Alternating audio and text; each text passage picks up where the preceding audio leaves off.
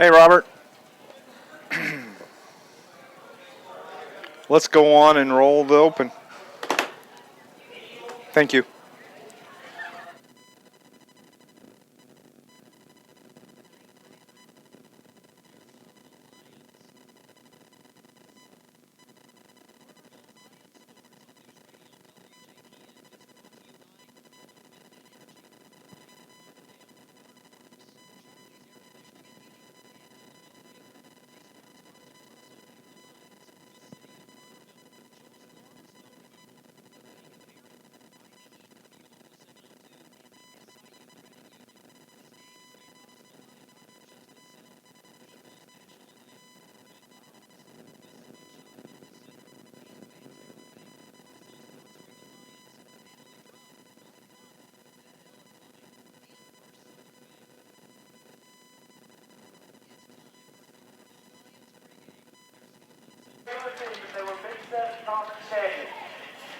Hey, good evening, everybody. It is Dave McKenzie along with Scott Hudson on a Friday night. Get back, finally, Scott. We're at home after 2 weeks on the road, and we have exciting high school football for you tonight as the Pinckneyville Panthers come to Carterville to take on the Carterville Lions. I'm Dave McKenzie. My partner is Scott Hudson, and right now on the field on a pregame ceremony, Scott, that is the Carterville Junior High baseball team, and we like to call them around here state champion baseball team. Yeah, they beat, I think, Salem in the championship game to win the state championship. So congratulations to those young men. It's got to be getting kind of a theme around Carterville, though. State championships in Carterville kind of go in the same sentence. Well, just wait till halftime. As tonight they're going to recognize last year's girls high school state championship, Class 2A, and that'll going to extend the halftime portion of the program this evening. But all sorts of stuff going on tonight. Glad to have you with us here for high school football. And Scott, it just basically boils down to this: take care of business, you in the playoffs. Yeah, it's very simple. Carterville controls their own destiny. We've been told by some very good sources that if Carterville wins out, they will have enough playoff points to get in. Usually 5 wins qualifies you for the playoffs, but it doesn't necessarily get you in because of playoff points. But that doesn't look like that's going to be a problem. So Carterville needs to come out here, win these next 2 games at home to finish out the regular season. And, of course, it starts here tonight with the Pinckneyville Panther team that only has 1 win on the season. This Lions broadcast is brought to you by the Bank of Carbondale's Carterville Banking Center. The Bank of Carbondale now has online mortgage center where you can check rates or apply for mortgage anytime. For more information, you can contact the Bank of Carbondale's online mortgage center. You can visit the website. Go to tboc.com. Member FDIC, equal housing lender. All loans are subject to credit approval. And glad to have them as our sponsors. Tonight, it's the first of 2 home games to wrap up the 2016 season. The Pinckneyville Panthers are the first obstacle tonight for the Lions. And as you said, win and you're in. The playoff points will take care of themselves. Not anything you can do about those. As long as you beat your man and you win the game, you have to take that as it comes. Yeah, and we do know, one thing we do know is the fact that if Carterville wins out and they get in the playoffs, they will be on the road. No 5-4 team, I don't think, has ever hosted a home game in the first round of the playoffs. But Carterville just wants to get in. This has been kind of a crazy season, not only in high school football in Southern Illinois, but with the Carterville Lions. We've seen kids not play because of injuries, because of discipline reasons. Never really had a full squad. Carterville will be missing at least one of their key players tonight, but that just seems to kind of be the status quo for Carterville this year. But a very good win at Sparta last week against an overmatched team in Sparta who had no wins on the season. And I think Coach Druss was happy. Not only they got the win, obviously, but the way they won the game, kind of a workmanlike performance. Went out, did not have a lot of penalties, did not have any turnovers. They just went out and they beat a team that they should have beaten. They scored on their first 6 possessions a week ago, got that running clock there for the second half. And when you look at the scoring, it was a balanced attack for the Lions last week. It was so nice to see, and it started right off the get-go. 19 seconds into the game, Harley Vaughn found Caden Vaughn down the left sideline for a 55-yard touchdown pass. After the extra point, it was 7-0. And then at the 9:06 mark of the first, it was a 6-yard pass from Vaughn to Luke Ford for the touchdown. the extra point good, and 14-0 lead. Then Carterville comes right back again in the first quarter, a little over 3.5 minutes left. A 3-yard touchdown run from Vaughn. The extra point was good, 21-0. And then in the fourth, they scored their fourth touchdown, 20 seconds left on the clock. It was a 55-yard touchdown run by Caden Vaughn. The extra point was good, 28-0, and after the first quarter, it was done. Yeah, it was. I think you took all the steam out of Sparta's sails in that first quarter. You let them know, hey, you're not going to pull the upset tonight. And really, from that point on, Carterville just dominated and really got another key in the second half. Carterville got to play a lot of reserves, got the starters out of the game. So obviously the best first half of the season for Carterville. Absolutely, and they tacked on 2 more touchdowns the next 2 possessions in the second quarter. A 10-yard touchdown pass from Harley Vaughn to Caden Vaughn, 35-0 after the extra point. And then with 3:48 left in the second quarter, a 14-yard touchdown pass from Vaughn to Luke Ford, 42-0. Now, Sparta did get on the board, 6:50 into third. It was a 10-yard touchdown pass from Bond to Connors, made it 48-2. That was the final. And it was just the kind of game that the Lions needed coming into the last 3 games of the season. I said that going into last week's game, I felt Carterville could win even if they had several turnovers and they had several penalties. They were just a much better team than Sparta, had better skill position players. But Coach Dress, I'm sure, wanted to see what he saw, and that is you go out and you do your assignments, you play well on both sides of the ball, and get a good win. Pinckneyville, a team like Sparta, they only have 1 win on the season. Only Sparta has given up more points this year than Pinckneyville, and only Sparta has scored less points this year in Pinckneyville. So, again, you've got a team in Pinckneyville that they have to treat every game from here on out in the last 2 weeks as their playoff games. They're not going to make the playoffs, but they would love nothing more than play the spoiler tonight and ruin Carterville's hopes of getting into the playoffs. When you look at the numbers, Pinckneyville has allowed the opponents to score 29, just a little touch over 29 points per game. And guess how many points the Carterville Lions score a game? I'm guessing about 29. 29.5 points per game. And the Lions, they give up about 20 points per game. So it's going to be, it could be a very good game. Carterville completely capable of winning this, but they got to take care of business this evening. Had a chance to talk to head coach Dennis Drust a little bit earlier about tonight's opponent, the Pinckneyville Panthers, and we are going to take a break. And when we come back, you're going to hear from the Carterville Lions head coach, Coach Dennis Drust. It's all on the pregame show here. Carterville Lions football on News Radio WJPF.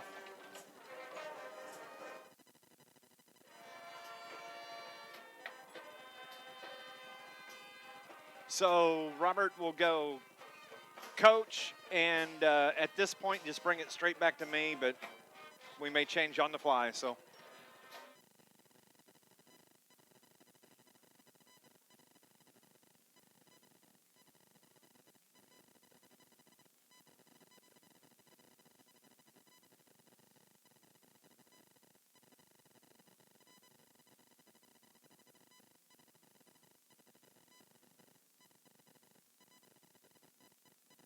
Yes, please, 90 here.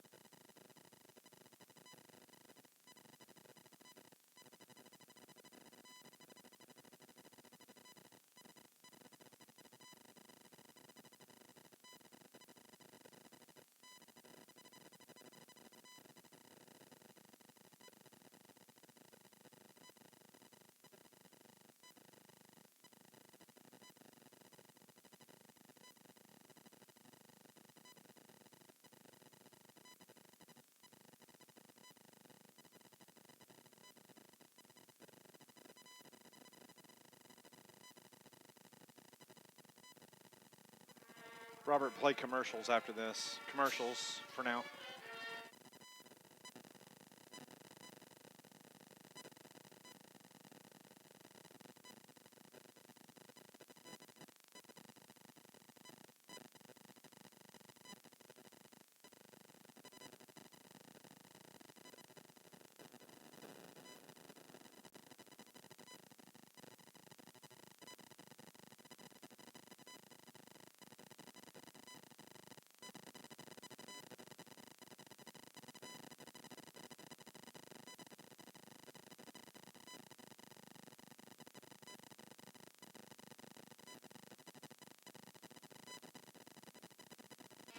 Just bring it back to us. Bring it back to us after he's done.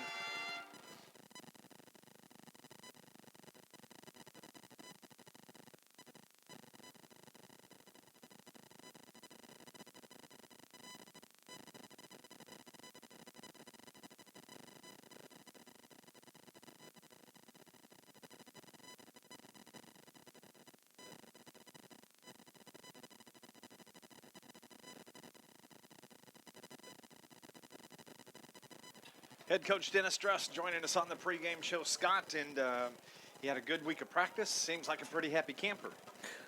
Anytime your coach is happy going into week 8, you got to be happy, because a lot of time coaches, this is the time of year they get a little excited, they get a little nervous, especially when you're having to win out. But I think he's very happy with what he's seen in practice. I think the kids have bought in. They realize what's at stake, and they just have to win these last 2 games. It's that simple. You win the last 2 games, you're going to be playing in week 10.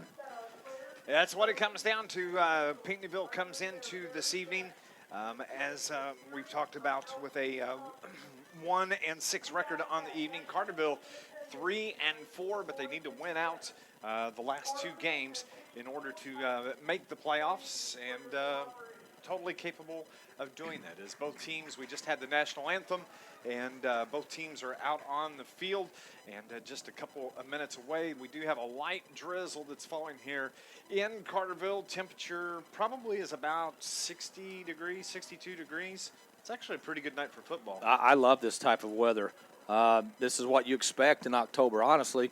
So, Dave, going back to last week's game, Carterville was out. They were without some starters, and they were also had some kids out with injury. I thought a couple of kids that really stepped up and played well last week. Caden Turner, a 6-foot sophomore, and also another sophomore, 5'10", sophomore Nick Kralis, I thought played well too. And when those kids get an opportunity to get more playing time, it kind of puts a bug in the coach's ear, like, hey, this kid wants to play. He can make a difference. So now I think Coach Druss feels like, if I've got to go to another running back for whatever reason, maybe Turner can be the guy that'll help me. Justin Johnson, who late in the first half last week was rolled up on from behind, he's out tonight, so he's rehabbing that knee. He's going to be fine, nothing serious, but Keaton Petska wound up with a fracture in his leg. He got pulled down from behind, and no Keaton, and he's been walking around in a boot, and he's going to be out for a few weeks. Carterville Lions are going to be moving from left to right. They're in their home blue uniforms. Pinckneyville, the baby blue pants. Is that what you call that? The light blue pants, the white tops. And the kickoff from Carterville's Frederico Mari goes into the end zone, so that's going to be a touchback, and the ball is going to be brought out to the 25. This Lions broadcast, it is brought to you by the Ike family of dealerships, Ike Honda and Volkswagen of Marion, proud supporters of Carterville Lions sports. Pinckneyville has the football. The ball is going to rest at the 20-yard line. Got that mixed up with my pro football. In pro football, the touchback is the 25. That's all right. You were only 5 yards off. At our age, that's not that bad, Dave. It's close, I guess. I guess. As Carterville has the football from their own 20. Their quarterback is number 12, Brian Kling, the 6-foot senior. He takes the snap, gives it to the first man through. That is Alex Howard, and he falls forward for a gain of about 2, maybe 3. Yeah, Carterville defense got a golden opportunity here to get a 3-and-out and get good field position and get that offense on the field, which was very efficient last week. Harley Vaughn came back to be the starting quarterback last week after being out, not starting a couple of weeks. 2nd and 7 from the 23 for the Panthers, moving right to left in a light drizzle here in Carterville. Kling gives it to the running back, and he pounds forward. I think that was number 44. Did the ball come loose there at the end? It came loose, but they're saying that he was already down. Alex Howard, the carrier, that time for the Panthers, so it's bringing up 3rd down and 2, a gain of 5. I'm sure Pinckneyville's not going to do anything real fancy. They want to run the ball. They want to control the clock. They want to keep that Carterville offense on the sideline. Carterville have been giving up 20 points a game. Defensively, they've been doing a nice job all season, and so look for them to play strong here as Kling is going to keep it, and he's wrapped up in the backfield and brought down for a loss on that play, bringing up 4th down. What a nice job defensively for the Carterville Lions. Yeah, trying to find out who that was that came across and took the quarterback down. I think it was a defensive end or defensive tackle on the left side, was not fooled by the fake and went straight across the line of scrimmage and brought the quarterback down. Ball rest at the 24-yard line. 4th down. Pinckneyville is going to punt. I believe that is Nick Kralis that is back deep for the Carterville Lions. Nice kick from Pinckneyville. It's taken by it bounces at the 40. Elects to let it go, and it's down at the 36-yard line, and that is where the Carterville Lions are going to take over. This Lions broadcast is brought to you by Charlie's Air Conditioning and Heating, downtown Carterville for over 30 years. Certified York dealer and services all brands. Call 985-2502. It's Charlie's Air Conditioning and Heating. You can go online, charliesairconditioningandheating.com. Thought Kralis had an opportunity to field that punt in the air and maybe pick up some good yards, but he elected to back off a little bit, let it bounce. One of the assistant coaches for Carterville talking to him about that as he comes off. But still good field position for Carterville on their first possession of the game. Harley Vaughn, number 3, is the starting quarterback this evening for the Lions. 2 receivers to the right, 2 to the left, and he's looking to throw first time, just like they did last week. And the intended receiver was Luke Ford out on the left side, and the ball just bounces off his hands, bringing it up 2nd down for the Lions. Yeah, it would have been a gain of about 6 or 7 yards, but just went off the fingertips of Ford, bringing up 2nd and 10 for the Lions. Checking in for the Lions, Marcus Lasdinas is coming in as he's going to the backfield. He'll be behind Harley Vaughn, and it's Brock Tuttle that is going to be lined up on the right side. 2 receivers to the right. The Lions moving left to right. Vaughn bounces, bobbles the snap, and hits the ground. He's able to fall on it, just in time. Carterville is going to maintain possession. 3rd down for the Lions. Yeah, a little bit of a high snap, but still a snap that Vaughn should have been able to bring in. Now, remember, we have had some rain and drizzle this afternoon and this evening, and I'm sure that ball's got a little moisture on it. It's going to be important for Carterville to take care of the football tonight, because you don't want to give Pinckneyville an opportunity on a short field to go up early. A loss of 5 for the Lions as it brings up 3rd down and 15. Vaughn from the shotgun rolls to his right. He wants to throw, looks for a man to get open, fires it down the right side, puts it up over the top. It's tipped up in the air by Caleb Vaughn. Nice job defensively by Pinckneyville. That is Ryan Brueggemann, who was the defender on that, and it's going to bring up 4th down for the Lions. Yeah, I thought Vaughn might get the catch on the tip. He got behind the defensive back after the tip, but wasn't able to bring it in, so Carterville's going to have to punt on their first possession. Well, the way they're setting up right now, they're going for it on 4th down and 15. 3 receivers stacked to the left. Pinckneyville's confused. They don't know what to do. And as am I. As now Carterville, they do drop back into the punt formation. Caleb Vaughn will do the kicking. And he gets the kick away, and it hits at about the 30-yard line, takes a great Carterville roll inside the 20, down to about the 12-yard line, and that is where the Pinckneyville Panthers are going to take over. Yeah, an excellent kick, angled it to the near sideline, and it had such a nice spiral on it. You knew that when it finally hit that it was going to take a Carterville roll, and Pinckneyville's backed up deep in their own territory again. So both teams have had their opening possession. Both teams are forced to punt. And Pinckneyville is ready on their second possession as they have the ball spotted at the 12-yard line. 1st and 10 for the Pinckneyville Panthers from their own 12. It's Dave McKenzie, Scott Hudson. Of course, we have our live stream up as well. You can head to YouTube and watch and listen to the game. Amy's on the camera once again. Nice to be inside this week, isn't it, Scott? It is. It is. Very nice. As Pinckneyville, they take the snap, and it's a carry over the right side. Falls forward for about 4, maybe 5 yards, bringing up 2nd down for Pinckneyville. Yeah, Alex Howard just bulldozed his way for about 5-6 yards. Gain of 6 for the Panthers. They get the ball out to the 18-yard line. Quarterback Brian Kling, the 6-foot senior quarterback for the Pinckneyville Panthers. Of course, Pinckneyville, as we said in the pregame show, come into tonight's game 1-6 on the season. But what a great game they had last week, eventually losing in double overtime as it's the give to Chase Fulkerson. He's wrapped up by a couple of Carterville Lions, spun to the ground, going to bring up 3rd down for Pinckneyville. Yeah, 3rd and short, but a nice job by the interior of the defensive line and also the linebackers to get in and stop him after about a yard gain. It was a gain of 2, bringing up 3rd and 2 from the 20-yard line. And Pinckneyville, they look toward the sideline as they have a receiver spread left and a receiver spread right. One man on the wing.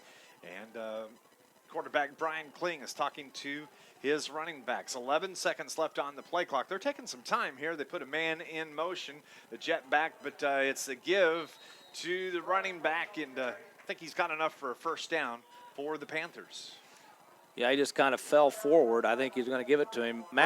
Brian Kling was the carrier on that. Max Gray, who normally plays safety for the Lions, is lined up at nose guard again tonight. Now, he's played that position before. Last week, he played a little bit of defensive end. And let's see, I guess they're going to have a measurement.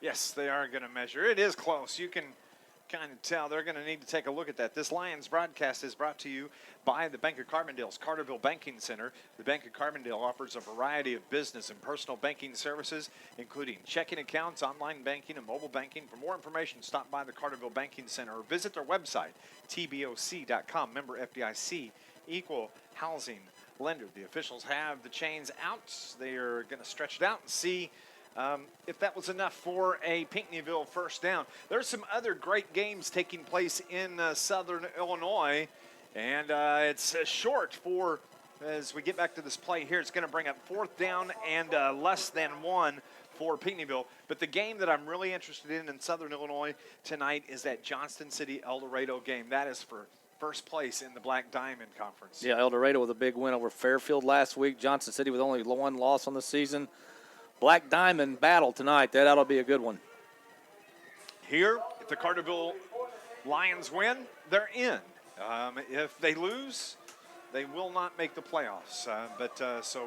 They've defense have done a good job so far. It brings up 4th down, and I'm talking about, 2, maybe 3 chain links here? Yeah, it's not very far, and it looks like and again, why not go for it? You've got 1 win on the season. You're not going to make the playoffs.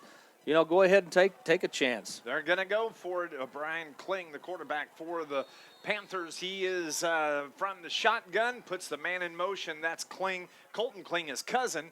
He comes back to the wide receiver set on the near side as Brian Kling looks toward the sideline, and we have timeout called by the Pinckneyville Panthers, and we're going to take a timeout as well. It's our first in-game break. You're listening to Lions Football on News Radio WJPF. 60 here, please. 60.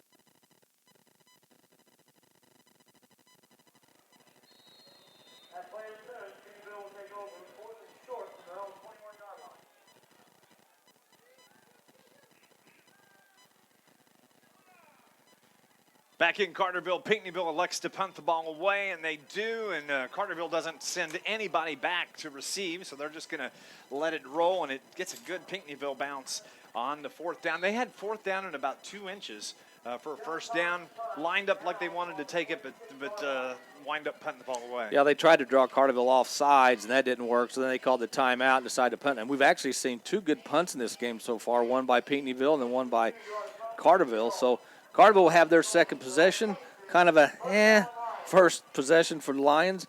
Hopefully they can get something going and get on the board first. First and 10 for Carterville.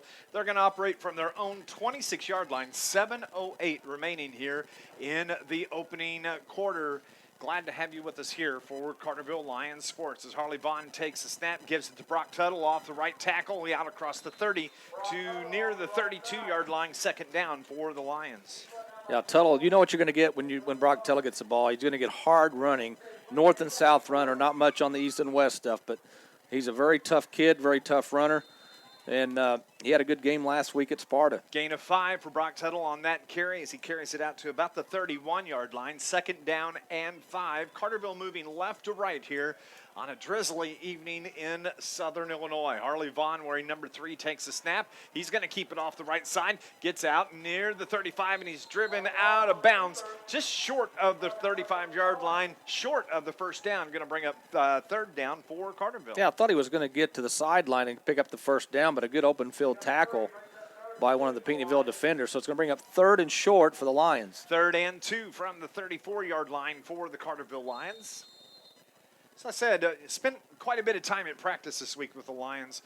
Was kind of concerned, they had scored a lot of points last week, kind of concerned about what their mentality was going to be coming into tonight's game. They were very upbeat, very positive, as they should be. But I think they realized the task ahead of them. On the carry by, I believe that's Max Gray on the carry, is looks like he's going to get the spot. Yeah, they're going to give him forward progress. First down for the Lions on the third and 2 carry by Max Gray. And Carterville has it now at the 36-yard line. Pinckneyville came up 2 chain links short of a first down, and Max Gray got a first down by about the same, same distance. No kidding. As look it out, pretty good crowd here for the Carterville Lions. Pinckneyville has a decent crowd over on the far side as well. First and 10 for the Lions as it's the give to Brock Tuttle off the left side near the hash, and he's spun down by Pinckneyville's Alex Howard. And a short gain, I think they're going to say right at the line of scrimmage, bringing up second down. Yeah, Howard made a nice open field tackle. Looked like Tuttle was going to get to the outside and turn it upfield, but Howard, who also is one of their top running backs, obviously can play a little defense too. 2 receiver spread wide to the right. Darian Miller comes near side. Luke Ford is in the slot receiver for the Lions. Then Marcus Lasdina slides out in the slot to the right as well. Harley Vaughn takes the snap, quick pitch to the right side. Darian Miller takes it at the 40, steps inside, gets about 2-3 more yards, carries it out to about the 43, maybe 44-yard line. It's going to bring up third and short for the Lions. Yeah, Miller's the type of player with his skill set. You want to get him out in the open field and let him go one-on-one with a defensive back. Quick throw by Vaughn. Miller picked up about 6-7 yards on the play to bring up third and short. Third down and 3 for the Lions from the 41-yard line. Carterville ready to go. Bond takes the snap. He's going to keep it off the right side. Has enough for a first down. Gets run out of bounds and jumps over the bench here to the track. A nice job by Harley Vaughn. First down, Carterville. Well, he did a good job of following his blockers. He waited to see if the blocker was going to take the guy to the inside or outside, and then he just cut it to the outside. And the Carterville second possession continues. So it's first and 10 from the 49 for the Lions. And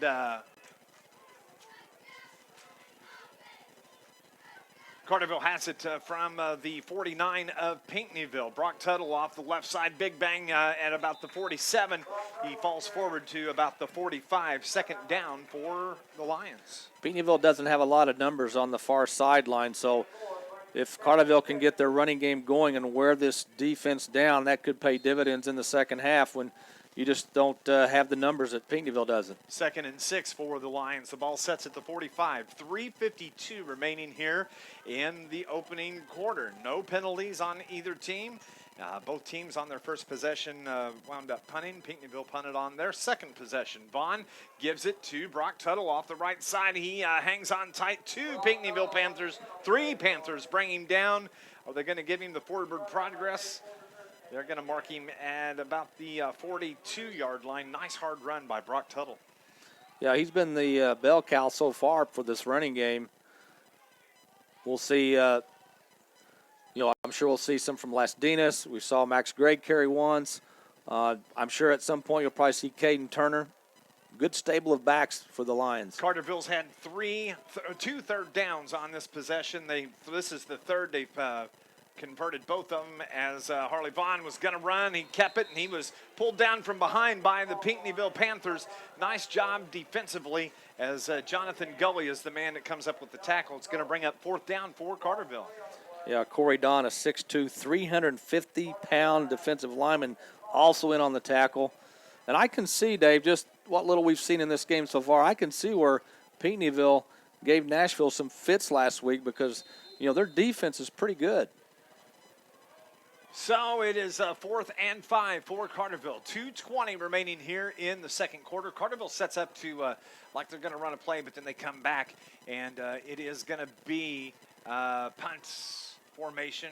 Colin Lazinski, and he gets the kick away, kicks it down the right side, and it hits and falls out of bounds at the 17, 18-yard line of Pinckneyville. So that is where Pinckneyville is going to take over. 1st and 10 with 2:11 remaining here in the first quarter. Yeah, anytime you can put the other team inside their 20, like Carterville's done twice on punts, that really gives your defense an advantage. And good punting tonight by the Lions. Now the defense, maybe they can get a turnover. Maybe they can get a pick 6. Anything to get this crowd into it. Well, because of the punting game, they pinned Pinckneyville deep in their own territory on every single kick. They started at their 20 on their first possession, the 12 on their second, and here they have it at their own 18. So the defense has a chance to pin them deep if they can get the 3 and out here late in the first quarter as Brian Kling takes a snap. He's going to keep it off the left side, beats one man, and he's brought down, good thing, at about the 31-yard line. Big run for Brian Kling. Yeah, brought down by Alex Griffin and Caleb Vaughn. Otherwise, he might still be running. That was enough for a first down as he carries it out to the 31-yard line. First down run for the Pinckneyville Panthers as they are moving right to left. Pinckneyville wearing their light blue pants, blue helmets, the white jerseys with the dark blue numbers. And moving from right to left, 1:50 left here in the opening quarter. Brian Kling takes a snap, gives it to his running back. That is Alex Howard, and he spins and spuns and falls and makes about 2, maybe 3 yards for the Panthers.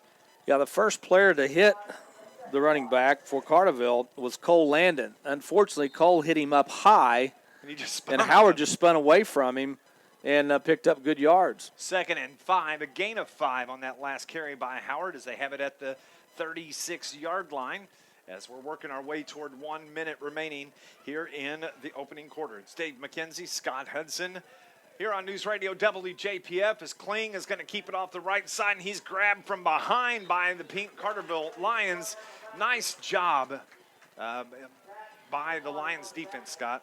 Yeah, very good. Tuttle in on the tackle with others, but that play had worked previously for Pinckneyville where Carterville went for the fake, and the quarterback got big yards. This time Carterville just stayed true to their assignment and dropped him for a loss. And that's exactly how the Nashville Hornets beat Carterville. They kept biting on that fake, and Nashville just beat them like a drum in that second half and was able to put them away. 3rd down and 6 from the 35 from Pinckneyville. Kling from the shotgun, gives it to the second man through. Nice job, nice play as it's out across the 50 and brought down from behind by Carterville Lions' Caleb Vaughn. Man, if Vaughn hadn't brought him down, that's a touchdown. Yeah, again, Vaughn had to keep a Pinckneyville Panther from going the distance. And, one thing Pinckneyville doesn't appear to have is breakaway speed. but they're getting big chunks of yardage on this drive, and I'm sure Coach Drust is not very happy with his defense right now. 7 seconds remaining. Looks like Pinckneyville is going to go on and run the clock out here in the opening quarter. After one, we have no score between the Pinckneyville Panthers and your Carterville Lions. We're going to take a break. We'll be back in 60 seconds. You're listening to Lions football on News Radio WJPF. 60 here, please. 60.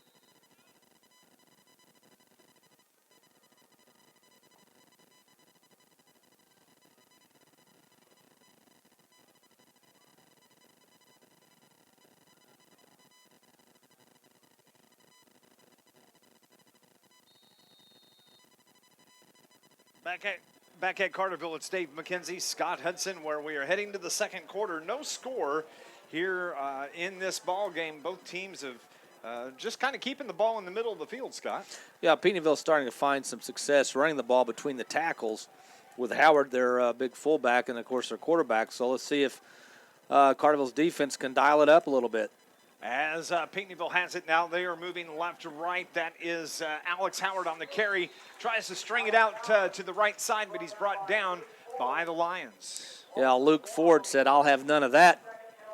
And then he got some help from Brock Tuttle to bring Howard down. Again, Howard's a good football player. He's got the football build. He just doesn't have the breakaway speed. He tried to get to the outside, but Luke Ford did a good job from his defensive end position. Pinckneyville has the ball at the Carterville 45-yard line. Two receivers spread far to the far side as it's Ty Fleming trying to get out of bounds. One of the linemen, they had one man too many. Nope, and that's going to be illegal. Too many men, I believe, as we have the flag thrown by the referee at the 43-yard line.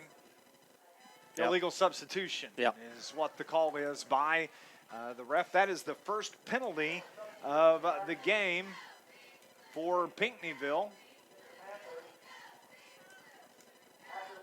It's a loss of 5, so it's going to bring up second down and 16 from the 49-yard line for Pinckneyville on that penalty.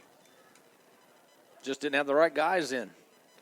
Trying to make a substitution. They tried to get their man off, Ty Fleming, off. He got to the sideline, but as soon as the man came off the sideline to replace him, that's when the flag was thrown, as the officials are going to go over and talk to Coach Todd Thomas over on the far sideline at about the 50-yard line. This Lions broadcast is brought to you by Artworks in Carterville, specializing in custom graphics and apparel.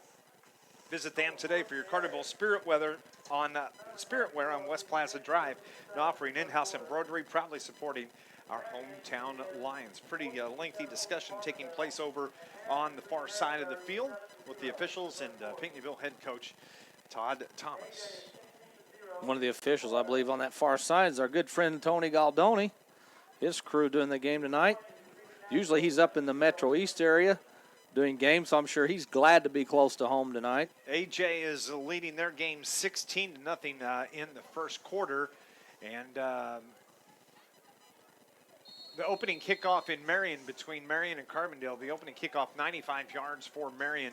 They're up 7-0 as the officials are ready to go. Pinckneyville has it now. Second down and 17 for the Panthers. Clayton gives it to the first man through. That is Alex Howard, and he is no gain at all. Nice job defensively by the Lions. Yeah, Max Gray in on the tackle, along with, I believe, hard to read the numbers, was Garrett Fozzard. So defensive line doing their job on that play.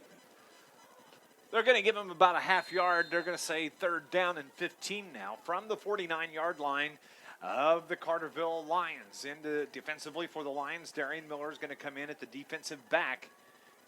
checking in. Pinckneyville huddles for the first time that I can recall here in the game. They kind of run it up. All the teams anymore run like an up-tempo offense where they don't huddle a whole lot. As Brian Kling from the shotgun wasn't expecting that snap, and he is wrapped up, and wow, a flag comes in late, but it's going to be a motion penalty on the Pinckneyville Panthers, so that's going to drive him back anymore. But Brian Kling was not expecting that snap. No, it looked like the line set real quick, and he wasn't expecting the snap, and they're going to call illegal shift. Any way you look at it, it's going to push them back 5 yards. Unless, now Carterville's. Offsetting penalties? No. Well, let's see what. No, I guess Carterville's not going to. They declined. So they're going to have. So Pinckneyville will have fourth down after so punt. It's 4th down and 18 now from the 48-yard line. That was a loss of 3 for the Pinckneyville Panthers. So going back deep to receive the punt for the Carterville Lions, Darian Miller wearing number 7, and Pinckneyville is forced to punt as we have 9:49 remaining here in the first half. Nice kick. Man, what a nice kick by Pinckneyville as it hits inside the 10. Miller takes it at about the 3-yard line, and he is going to bring it back, and he spins down at about the 16, and the flag comes in late on the far sideline. But that punter for Pinckneyville is number 58, Austin Narian. Man, what a leg he's got. Man, he has had some boomers tonight, and Miller made a mistake. He fielded that ball on the bounce inside the 5-yard line. The ball was going to go in the end zone. Carterville would have gotten it at the 20. But now, after he picked it up, tried to return it, penalty on Carterville, so it's going to push them back to about where he fielded the ball to begin with. Illegal block against the Carterville Lions, so that's going to push them back a little bit more. As the Carterville Lions, the offensive unit is standing around head coach Dennis Drust. So Carterville's going to have it at their own 5-yard line. 1st down and 10 from the 5. And I believe Darian Miller is going to be in at quarterback now for the Lions. I thought I saw Harley Vaughn hobbling just a little bit here on the near side. So we'll have to watch that as Darian Miller takes the snap, gives it to his running back off the left side out across the 10 near the 15. And a nice little run there by the Carterville Lions as that is Caden Turner on the carry for the Lions. Well, we saw Turner run very well last week at Sparta, and he just picked up 9 yards on the first time he touched the ball tonight. 2nd down and 1 from the Carterville 14. As he had a really nice game at Sparta last night. A couple of touchdowns. It's the give to Marcus Lasdinas off the right side. Two flags come flying in late, and there's 3 flags on the field. Man. Well, the back judge threw his flag about over 20 yards. He's got a good arm. Yeah. I don't know if he ever played football, but they have a senior league, he might want to sign up because he's got a pretty good arm. As the officials, we've got a hold against the Carterville Lions, so that's going to push them back. 8:59 left here in the first half. It's going to push the Lions back about 10 yards, it looks like. Just been no flow to this game. No, especially for Carterville. It's almost been like a practice. It's quiet. The crowd's quiet.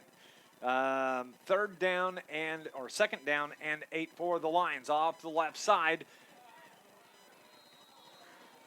Spun down. That is Caden Turner on the carry once again out near the 10-yard line. Yeah, you're exactly right. There's just not much happening here. 3rd down and 6 now for the Lions from the 9-yard line. Carterville needs to get out to about the 15-yard line for the 1st down. Darian Miller from the shotgun takes the snap, and he keeps it on the option, carries it out across the 15-yard line. That's going to be enough for a Carterville Lion. Is that going to be enough? That's pretty close. Depends on the spot. Yep, they're going to give it to him. They're going to give it to him. 1st down and 10. That was a nice carry. Carterville needed that right there. Yeah, they've got to get out of deep in their own territory. And course, Miller is kind of a quarterback that can make big plays happen at any time. First down and 10 from the 16-yard line. 8:07 here in the first half. Miller adjusts the gloves, wipes them off. Then he takes the snap. He pitches off the left side.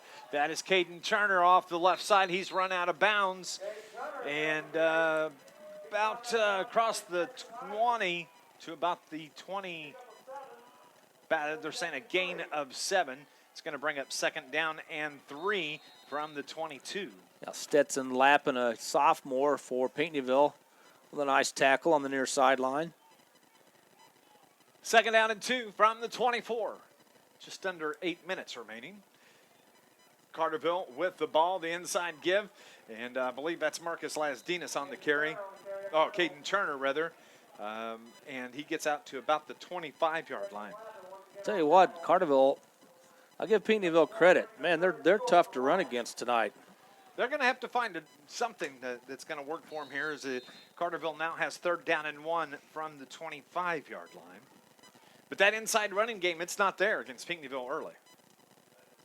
As Miller takes it off, he tries to work it off the left side. He does, but he's wrapped up by a pair of Pinckneyville Panthers defensively. It was Sean Algier, and didn't catch the other number there, but a nice job bringing Miller down. But it's enough for a first down.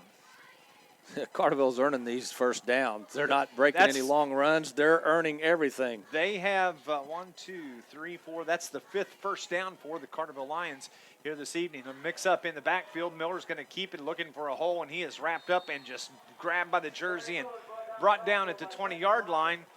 That, I don't know what happened there, but it wasn't what they expected. No, I don't know if Miller turned the wrong way or the running back went the wrong way, but whatever happened, it was bad because it's a loss of about about 7 yards.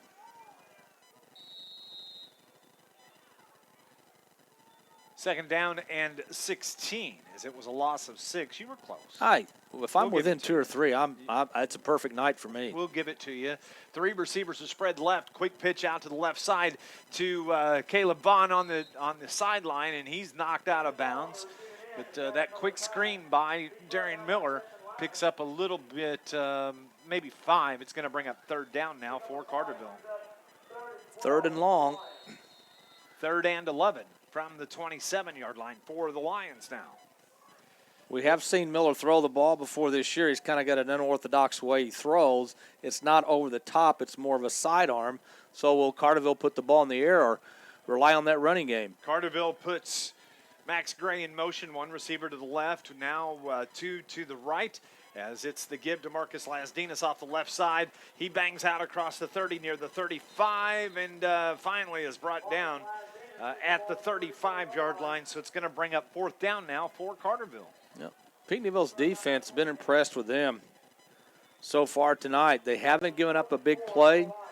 They've come up with some big stops when they've needed. And this is probably going to be the best field position they've had all night after this punt.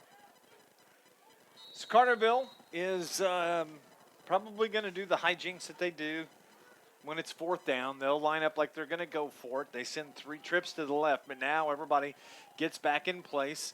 And it's Colin Lazinski that will drop back at the 25-yard line, take the snap from center, and he will punt the ball away. That little running kick, like a rugby kick, is what he does, as it bounces about the 30, inside the 25, down near the Pinckneyville 20. Another nice punt, and it's going to be Pinckneyville football. I don't think Pinckneyville started.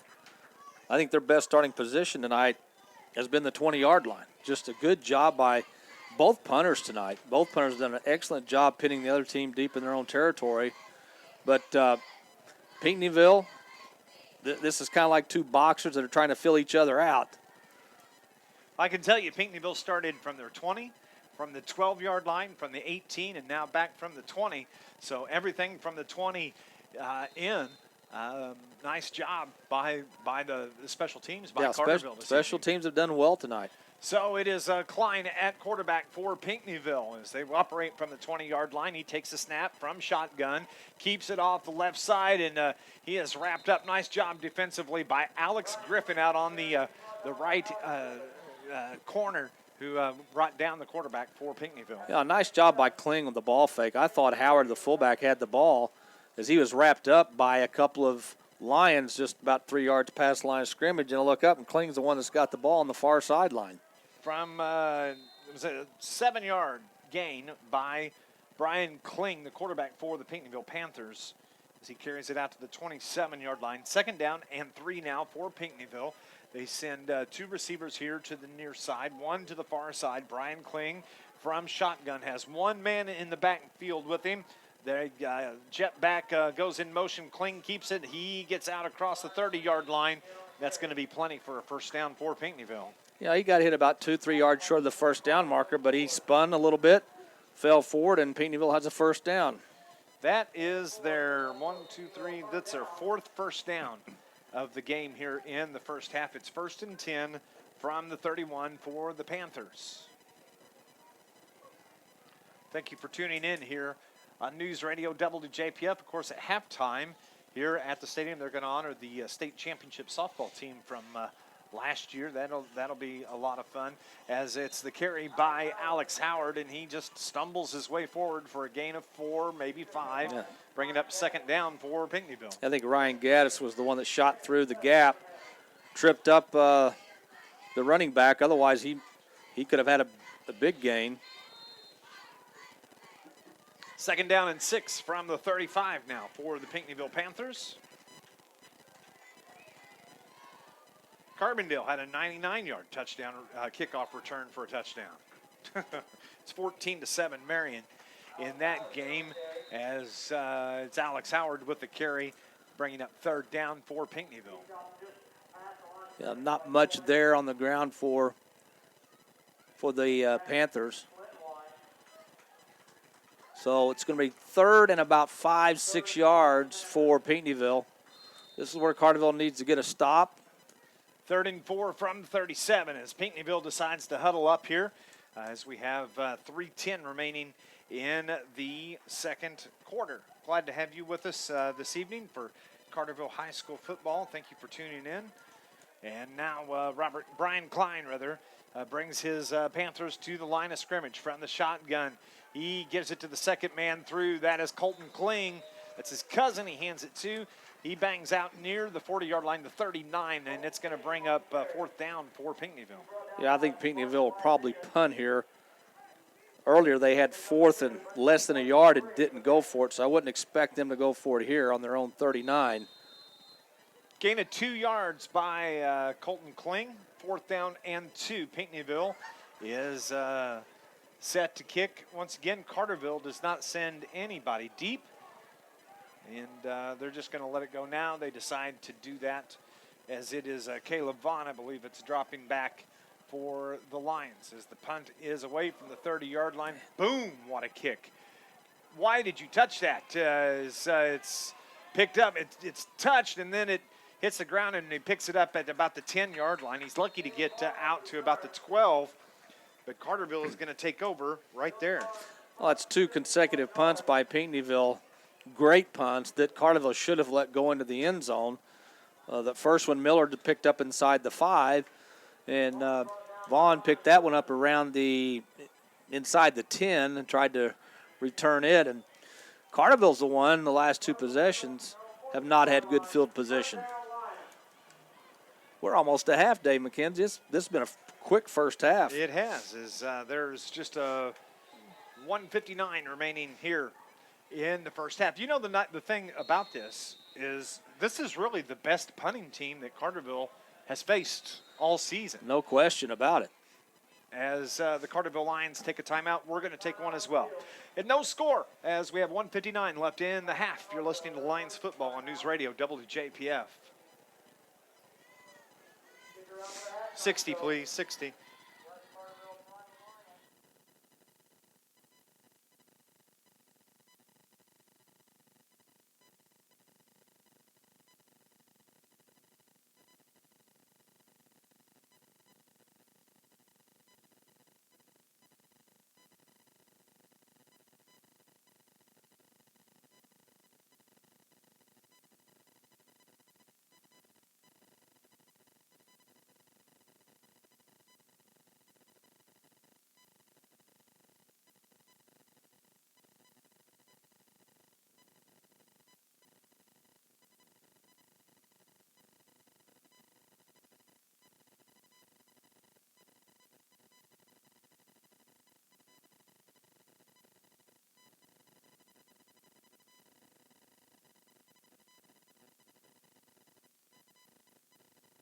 Back at Carterville, it's Dave McKenzie and Scott Hudson. After the timeout, Carterville looks to throw as the pitch from Harley Vaughn to Darian Miller out at near the 20-yard line.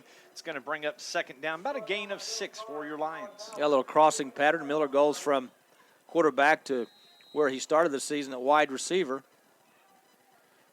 They're going to give him a gain of 5. The ball out to the 19-yard line. Harley Vaughn from quarterback throws it out, and that ball is almost picked off as the intended receiver was Caleb Vaughn, but defensively, believe for Pinckneyville, that was Alex Howard that got his hands on it, and man, that should have been picked off. Not only picked off, but returned touchdown for a touchdown. Harley Vaughn just looked straight to Vaughn. I mean, the Howard was just watching Harley Vaughn's eyes, and he almost picked that thing off. As the officials step in, we have an official timeout on the field. They're going to get together and chat. And they're probably saying, I'll take a popcorn at half and a hot dog. Well, with Tony Galdoni on the crew, they're probably saying, okay, I want a brat, a salami, you know. There we go. This Lions broadcast, speaking of which, is brought to you by Crystal's Catering.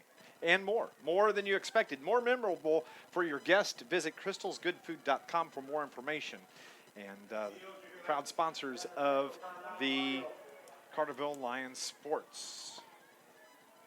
As they had to make a clock adjustment, I believe is what was going on. Anna Jonesboro up 30-0 with a minute and a half left in the first quarter is what it says, as AJ is taking on Sparta this evening, as it's a screen out to the far side. It's not going to pick up anything for the Carterville Lions, little to no gain, and as the clock works its way down toward a minute. Well, I did not expect this game, Nope. with less than a minute to go in the first half, to be 0-0. Amy did. Amy did. She okay. called it. All right. Well, So she can buy my lottery tickets tomorrow night then. Fourth down. We have a timeout that is being called now by the Pinckneyville Panthers. We'll take a break as well. We'll be back. No score here as we're working our way toward halftime. You're listening to Lions football on News Radio WJPF. 60, please. 60.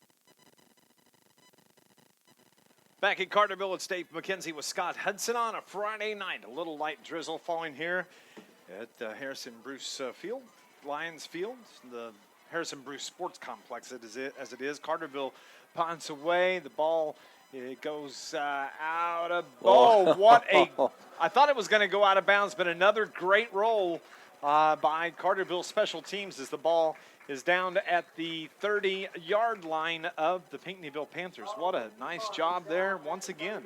Yeah, with Carterville's punter punting the ball always to the right, I'm surprised Pinckneyville's deep back doesn't, if he starts in the middle of the field, but then shifts towards the right side because he knows where the ball is going to go. He has no opportunity to field it on a bounce if he doesn't get over there. So really they're just doing Carterville a favor by not getting a deep back over on that far sideline. Updating one other score, Murphy leads Benton this evening, 19-14. Murphy 3-4 on the season, Benton 4-3.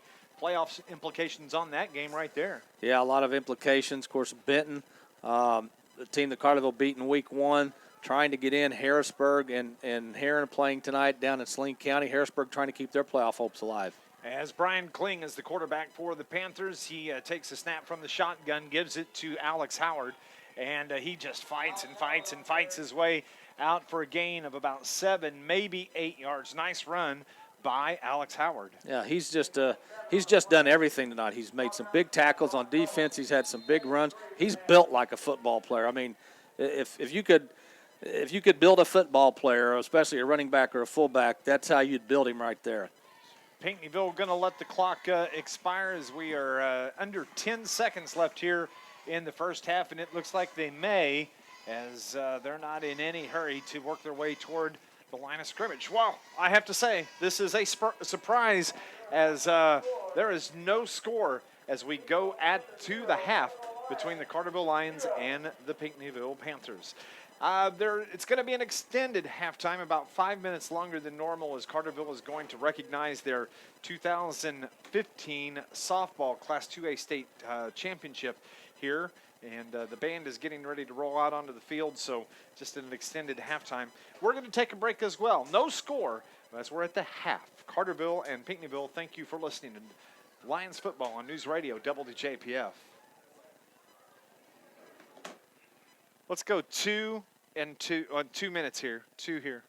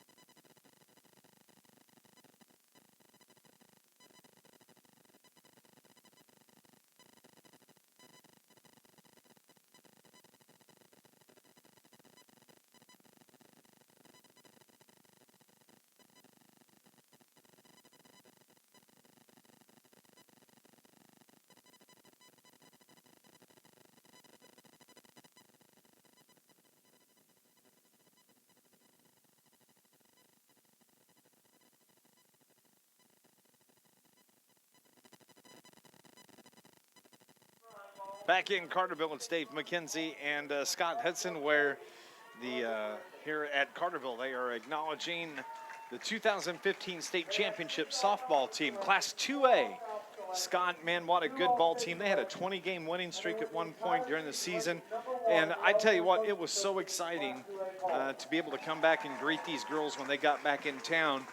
And it was just a great atmosphere. The girls softball is as intense as any sport there is in high school. Oh, there's no question about it. And, you know, this is something these girls, this town will remember for a long, long time.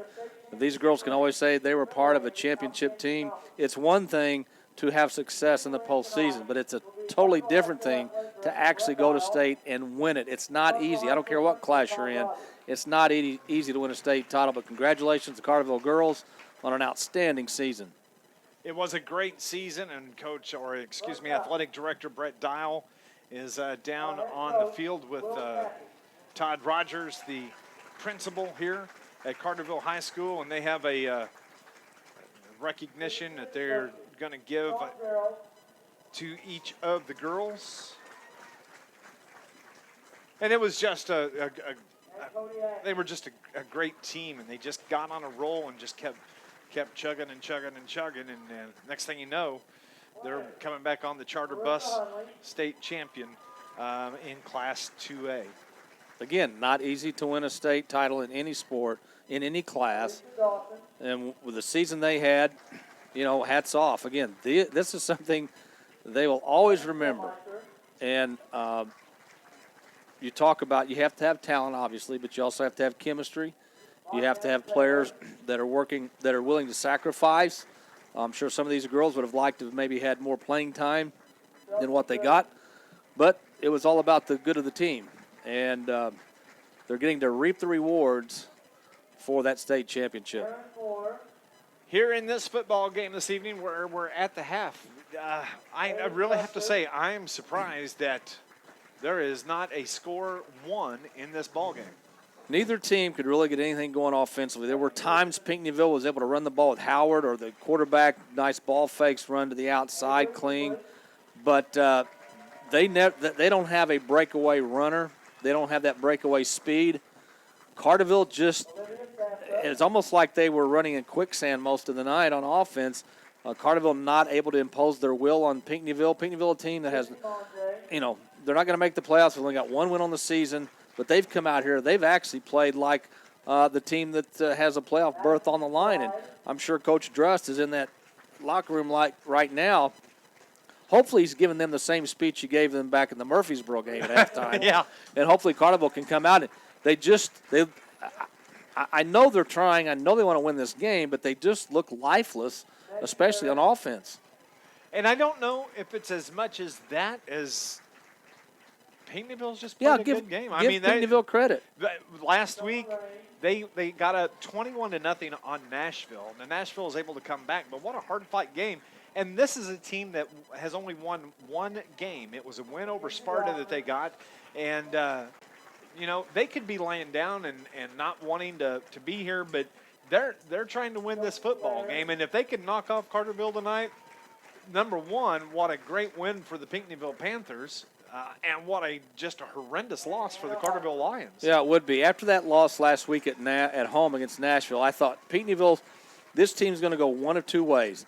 They had a chance to dictate where Nashville's going to be in the playoffs if they could have upset them. After a 21-point lead, they end up losing the game. So that would deflate most teams, especially a team with only one win on the season. That could have been the wind out of the sails. And then Pinckneyville just plays out the string the last 2 weeks. Or they could do what they're doing in the first half tonight is like, hey, we're probably better than our record, and let's go out and show it again tonight on the road against a pretty good Carterville team. And this game's up for grabs right now. And if I'm Coach Druss, the coaching staff, I'm trying to, express the importance of this next half, not only in this for the ball game, but for your season. You don't come out and play well in the second half and get a win, then you're going to be playing out the string next week at home. I completely agree. As the recognition by that championship team is wrapping up out at midfield with some pictures this evening. And just congratulations to those girls on just a great, great season. And nice that they were able to have the recognition here this evening in front of the home crowd. It's Dave McKenzie along with Scott Hudson, where no score at the half. And this Lions broadcast is brought to you by the Bank of Carbondale's Carterville Banking Center, offering the convenience of mobile banking. Stay connected on the go with the Bank of Carbondale, their mobile banking app. To learn more, go online, visit the website, tboc.com, member FDIC, equal housing lender. We're going to take another break, and when we come back, we're going to continue on the halftime show. As, we talked last week, Scott, just a couple of minutes about it during the game. The basketball season is just around the corner, and the athletic department, the Athletic Booster Club, has made an announcement regarding winter sports coming up, and we'll give you all the details on that. No score here in Carterville between the Carterville Lions and the Pinckneyville Panthers. You're listening to Lions Football on News Radio WJPF. Let's go two here, Robert. Two, please.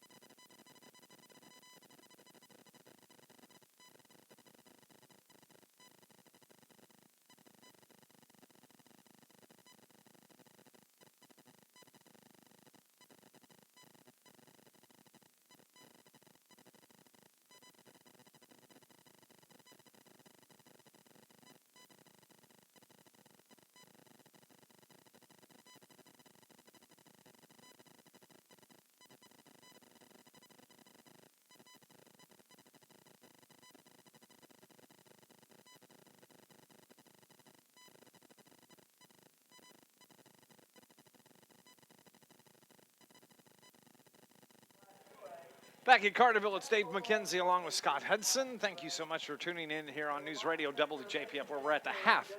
And also, if you're watching online on our live YouTube live stream this evening, the Carterville Lions, basketball season, Scott, they're going to start the season off. In years past, they played in the Murfreesboro tournament.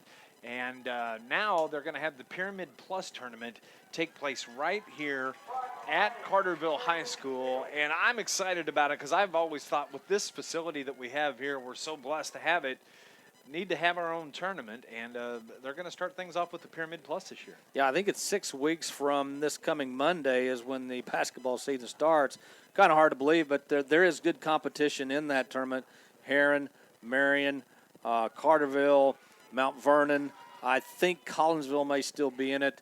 But it's a good way to start your season because you're playing some quality opponents. Will get you ready for the conference season. So basketball season's not that far away. And I saw Coach Hawkins up here earlier, and I know he's probably chomping at the bit. He probably wished it was 6 days instead of 6 weeks. I had a chance to talk with Coach earlier in the week, and the players with this tournament, that means Carterville is going to be playing a week later.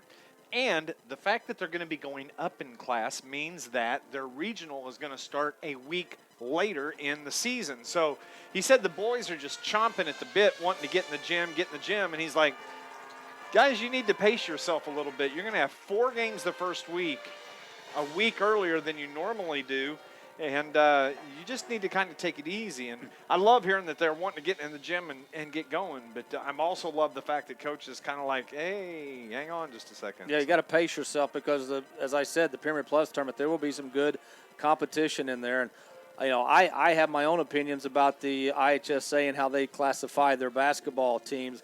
I don't think Carterville, actually the River to River, I know all the teams on the Ohio side now, Carterville, are all 3A this year, which is, I mean, to me, that's kind of ludicrous, but it is what it is. But it'll give Carterville a little bit of a taste of what it's like to play at that next level because every team that you will play in that tournament will be at least a 3A school. Yeah. With that and the conversation that you and I had last week at Sparta, we talked about this during the game. The Carterville Athletic Booster Club this week announced the Meet the Lions night, which is the winter edition of what we did for football. But it's your chance as Carterville Lion fans to come out to the school. It's going to take place on November 11th in the school. They're going to have a chili dinner, and you can come out and enjoy some food and beverages there. And then come in and take in a basketball scrimmage. We'll see the boys scrimmage, probably the girls scrimmage as well. They're going to have all sorts of kid activities. Plus, they're going to have a lot of raffles. And one of the raffles, the grand prize raffle they're going to have is season tickets, parking pass for all of the boys basketball games, which is kind of cool. They're going to have T-shirts that they're going to give you and an autographed team ball for that grand prize package. And so you can come out and get in that raffle, and that'll be kind of cool. A lot of great giveaways, a good reason to go out and support Carterville Athletics. I heard one of the things they're giving away is date night with Dave McKenzie. Is I this don't true? think so. Amy's shaking her head yes. Maybe she put your name in there. You just didn't know I it. think she might have set this up. She's wanting a night off is what it is. If you're watching on YouTube this evening, right now here at half, the Carterville Lions band is out performing. Tomorrow I have the privilege, I think it's my 6th year in a row, that, that's what they were giving them.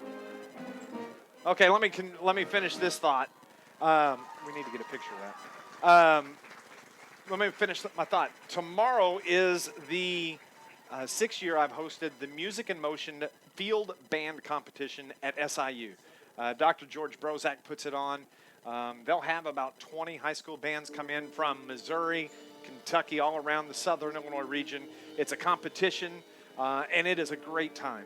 And it's going to start at about 10 o'clock tomorrow morning, and invite people to come out. Carterville will perform, and it's just a really great time.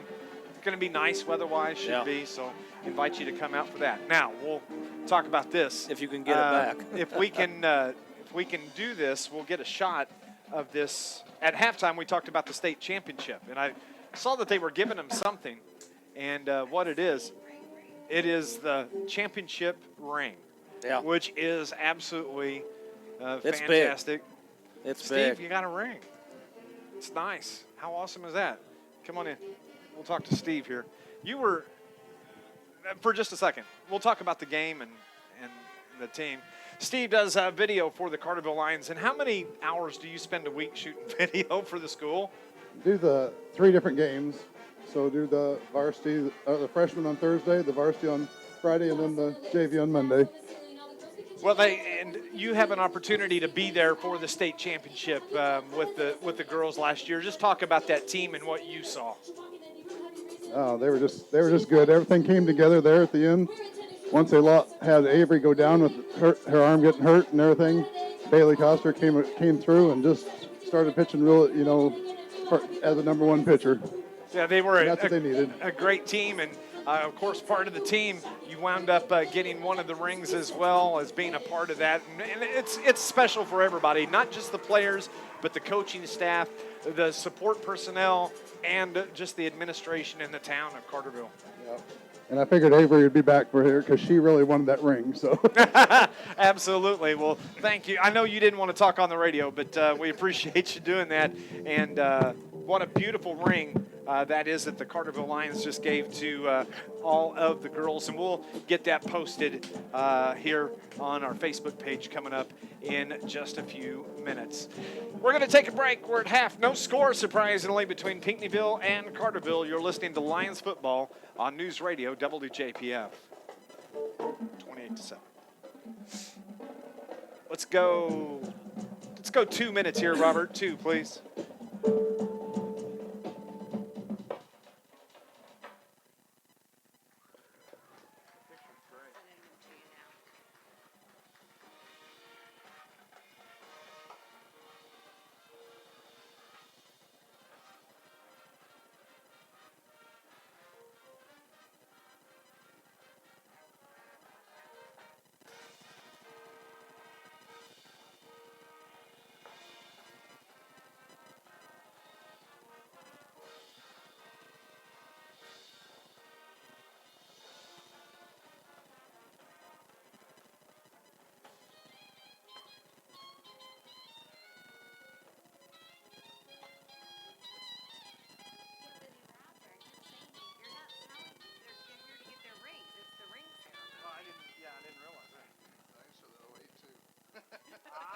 Look at you.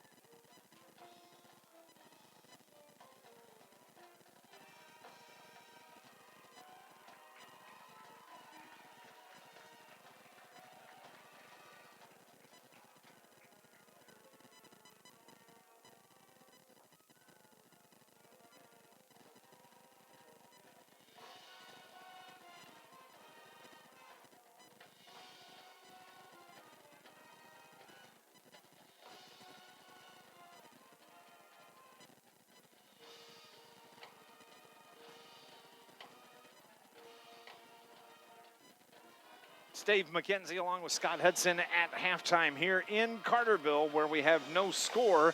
Still at the half this evening as the Carterville Lion Band just wrapped up their performance here at halftime, preparing for the Music in Motion competition taking place at SIU tomorrow. That's going to start at 10 o'clock. It's a great event, and if you have an opportunity, come out and you can support your Carterville Lions tomorrow at SIU. The Music in Motion field competition, and some great bands are coming in for that, and I hope you come over and check that out. Scott, somebody's going to have to do something here this second half. Yeah, and I think the Carterville's offense has to get on track. They've got to find a way to get the ball to their playmakers in open space, use their speed to their advantage. Defensively, Carterville's done a pretty good job, and part of that reason they've done a good job is because of the punting by the Carterville Lions tonight, putting Pinckneyville in very, very tough position, field position. But the offense just was really lackluster, I thought, in that first half. Just really didn't get in sync. Just couldn't get anything going, and somehow, some way, they've got to change that in the second half. This game it's important to both teams, obviously, but it's more important to Carterville because of all the playoff implications. And we'll see what happens in the second half. I've always felt that halftime adjustments are more important than pregame preparation. So we'll see what Coach Drust had to say at halftime to his squad, and we'll see if Carterville comes out and plays in the second half, at least to start, with a little bit of fire in their belly, because I thought they were a little bit lifeless in that first half. And we talk about it, Dennis Drust is one of the best at making halftime adjustments, so we can only expect that there's going to be a different Lions team that comes out. The coaching staff, their spotters, they're going to find something. But I can tell you this: if it involves running the ball between the tackles, it didn't work in the first half, and I'd say chances are it's not going to work here in the second half either. Yeah, you got to exploit the other team's weaknesses, and just watching the first half, to me, Pinckneyville's weakness is their team speed. I think you've got to get whether it's a Harley Vaughn or Darian Miller or Luke Ford, who he only had the ball thrown to him towards him one time tonight. That was an incompletion. You got to get your best players involved. Your best players have to be better than the other team's best players, and this is a very important second half, obviously, for Carterville, and I think they just need to come out guns blazing. They're going to need to do something as we have no score here at halftime between the Pinckneyville Panthers and the Carterville Lions. Both teams are back out on the field now, stretching, getting ready. Don't forget, coming up following the game, we're going to have your Joe's Lawn Care Player of the Game. Scott and I will pick who we think is deserving of that. It's Joe's Lawn Care, owned by Joe McCann, specializing in commercial and residential lawn care, landscaping maintenance, spring and fall cleanups. They do equipment repair, tree trimming, bush, hedge trimming, bush hogging, property maintenance. They do it all. Snow removal. It's Joe's Lawn Care. You can call 534-8148. Sponsor of our Player of the Game. And then also, don't forget, once we're done with our broadcast, we invite you to, on the radio, flip over to 103.5 ESPN. As soon as, if the Heron game is still on, we invite you to just stay, as John Homan has overtime, and John does such a great job with that show. He talks to all the area coaches about their games. It really has gotten better and better and better every single week. He really gets out and talks to those coaches, and you can tune into overtime on 103.5 ESPN following our game here this evening. At halftime, Harrisburg trails Heron 28-7. Of course, Harrisburg's playoff hopes could be going up in smoke. And you talk about overtime, and I think we're very fortunate in Southern Illinois to have the coaches that we have that are not only willing to take time after a game, whether it be a close win or a close loss, take time out and not only call in the show, but want to call into the show. These coaches want to be part of that show, and we're very fortunate that we have coaches in this area that want to be a big part of it. Coming into tonight's play, there were 6 teams in Southern Illinois that had clinched playoff berths. Those being Heron, they come in at 6-1. Johnston City coming in at a 6-1 record. El Dorado, 6 wins. Carmi, 6 wins. Fairfield, 6 wins. And you had 4 teams that could clinch a playoff berth with a win tonight. AJ, DuQuoin, Nashville, Centralia. Carterville can't even say that yet. They'd have to win tonight and next Friday in order to do that. Yep. I mean, they've put themselves in this position. It's not the one that they wanted, but it is what it is, and they have to fight through it. One of the other big games tonight is Nashville and DuQuoin at DuQuoin. Haven't seen a score on that yet. I'm sure that's going to be a big game, but Carterville's got their own problems to worry about. Carterville is going to get the football to start the second half, as it is Dylan Carnes that kicks it away into the end zone, and it's an automatic touchback when it's caught in the end zone. And it's a good thing, actually, probably. Carterville is going to have the ball first down and 10 from the 20-yard line. And you don't see too many high school kickers anymore that can kick the ball into the end zone. I know a couple of years ago, Heron had Josh Haynes, who then went on to SIU, although he ended up, I think, staying in school at SIU. He left the football team, but you just don't see that a lot in high school football. And Marion had Nurnberger that went on and kicked at Ohio State. I don't know if he graduated yet or not, but he was a good kicker. So Carterville is going to be moving left to right on your dial here in the third quarter. 2 receivers to the right. Harley Vaughn is going to keep it himself. Gets one, looks for one block, gets it, and he gets out across the 30, cuts it back toward the hash. He's still going out across the 40. And he the fumbled. ball is on. No, the officials are Yep. going to say he was down, and I thought he was as well, as they're going to mark it at the 41-yard line. That's his gain of 21 yards for Harley Vaughn. Well, he did his little water bug routine again. He was just The two-syllable runner. That's what we called it Yes. last week. Yeah, he's just hard to bring down. And again, he's so small that it's kind of hard to find him if you're a defensive player when he's behind that offensive line. He's going to take the snap, and he's going to keep it once more, and he's brought down by a shirt tail at about the 40-yard line. It's going to bring up second down. I called him a two-syllable runner last week because there's 2 parts to it. You got to find him first, and then you got to get a hold of him. Yeah, and that's not always easy. And a lot of times when you do find him, he's already got ahead of speed, and it's too late. But a good play by Jonathan Gully, a 5'11", 195-pound defensive lineman, to bring Harley down and for a loss of 1. Loss of 1. Ball from the 40. Vaughn rolls to his right. He's going to throw it down to the right, but he throws it into the ground. Intended receiver was Darian Miller at the 50-yard line. Darian says, I caught it, but no. Officials say no. It's incomplete. So it's going to be third down now and 11 from the 40-yard line. Yeah. Go ahead. If Darian catches that ball, he's at about the 49, which would be about 1.5 yards short of the first down. But Harley's got to get that ball up a little bit. Darian was open. Third down and 11 from the 40. Just starting play here in the third quarter. Vaughn from the shotgun. He drops back, throws. Darian Miller was the intended receiver. The ball was picked off in Pinckneyville. Ball was tapped around, but it was intercepted by Pinckneyville's Ryan Brueggemann, and that is the first turnover in the ball game. And excellent field position for the Pinckneyville Panthers. Yeah, Miller got his hands on it, but he had Pinckneyville Panthers around him. Harley Vaughn tried to thread the needle. Miller just batted the ball up in the air, and Brueggemann picked it off at midfield. And this is the best field position Pinckneyville's had all night. So with 10:56 remaining here in the third quarter, Pinckneyville has excellent field position. 1st and 10 from the 50-yard line. As it is Kling from the shotgun. He gives it to the first man through. No, actually, he keeps it. A nice ball fake as it was Alex Howard that I thought he gave it to, but Kling kept it, and he wound up getting popped in the backfield, and a loss of 2 yard lines, bringing it up 2nd and 12. Yeah, Max Gray in on the tackle for Carterville. Big play by the defense, bringing up 2nd and long. 10.5 as the clock rolls here in the third quarter. Thank you for tuning in to Lions football on a Friday night, to the next to the last game of the 2016 season. It's hard to believe this is game number 8 on the year. Kling from the shotgun. 3 receivers spread to the left, trips left. Kling takes the ball from the snap, runs it down the right side. He's looking to pitch. He does. He pitches it at the last second to Alex Howard, and the Lions sniff that out all the way. And little to no gain at all for Pinckneyville. Well, Carterville's defense had Kling covered. They had the pitch man covered. Kling, I think he just didn't want to get hit, so he decided to pitch it. Smart. Yeah, I mean, he just pitched it to Howard, but he had nowhere to go.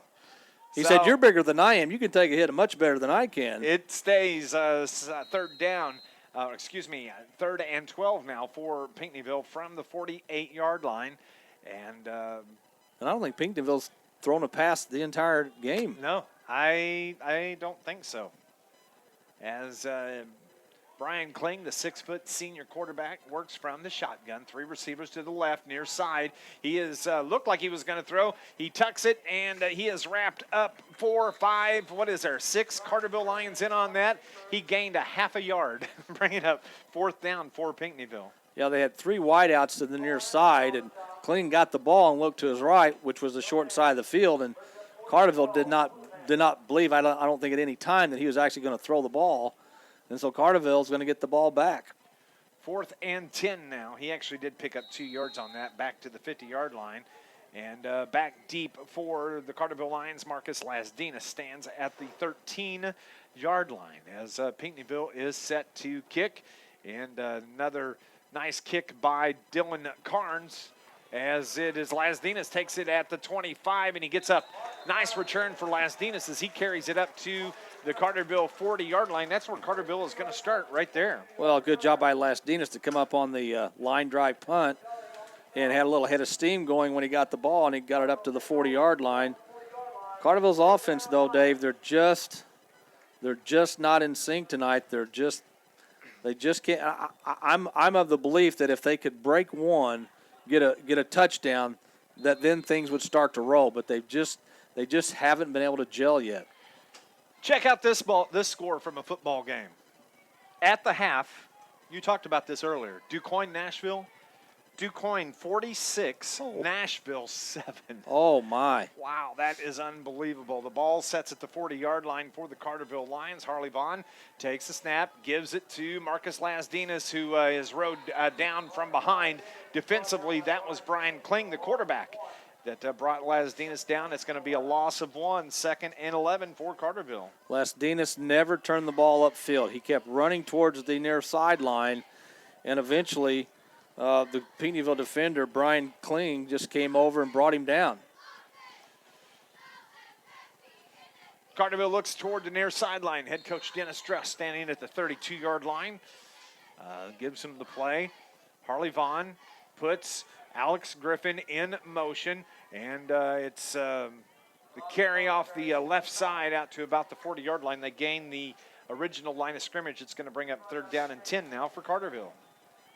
Yeah, Carterville's offensive line has not been able to dominate on the line of scrimmage. That's part of the reason Carterville's been having problems moving the football tonight. Pinckneyville plays a 3-4 defense, and got to give it to that defensive line. They have done just a fantastic job stopping that Carterville run.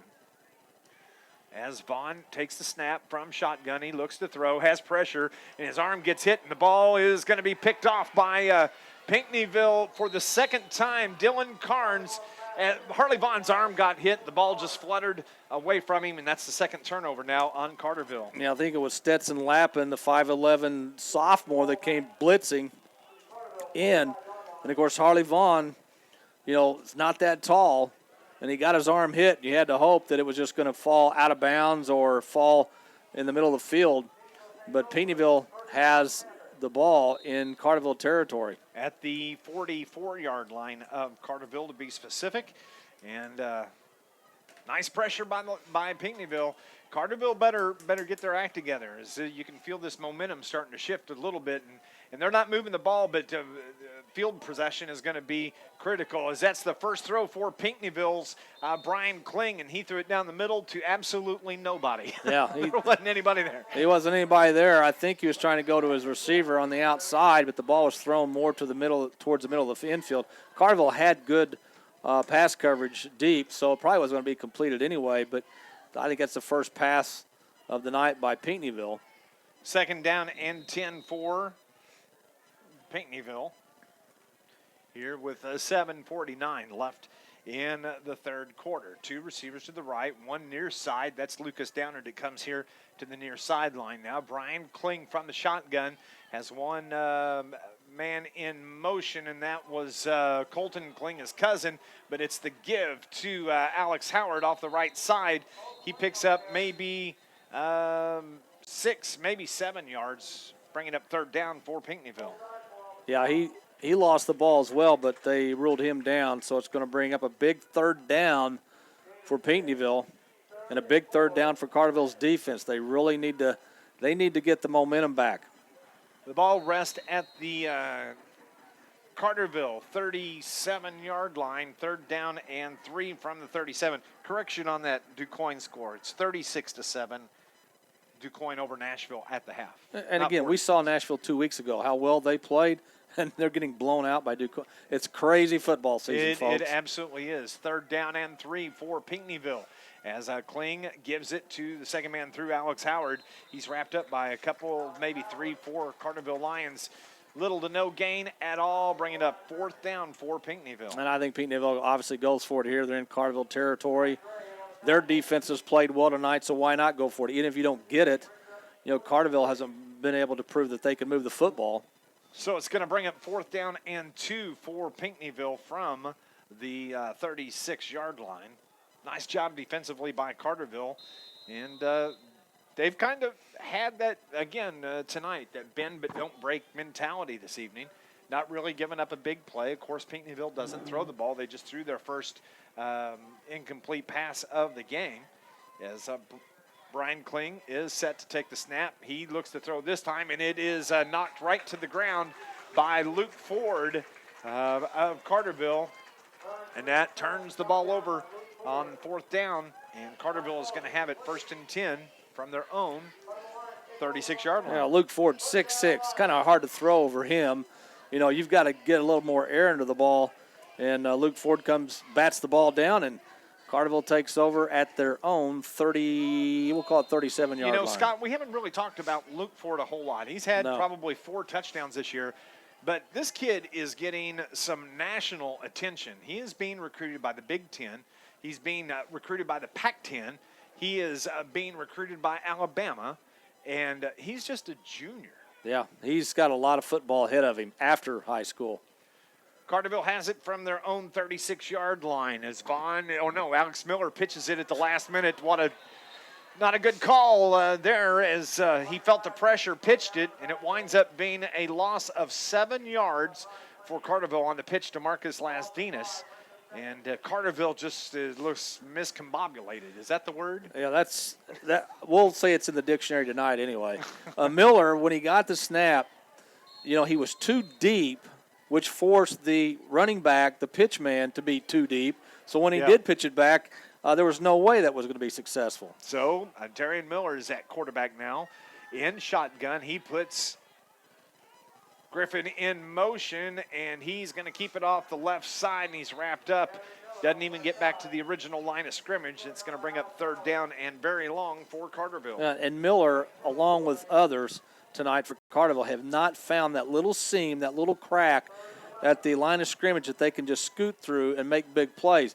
Pinckneyville, as much as we think Carterville has not played well tonight, give credit to Pinckneyville. Absolutely. They have come to play. They seem like the team that's hungry for a playoff berth. And, of course, last week they suffered a heartbreaking loss in double overtime, 36-35 to Nashville.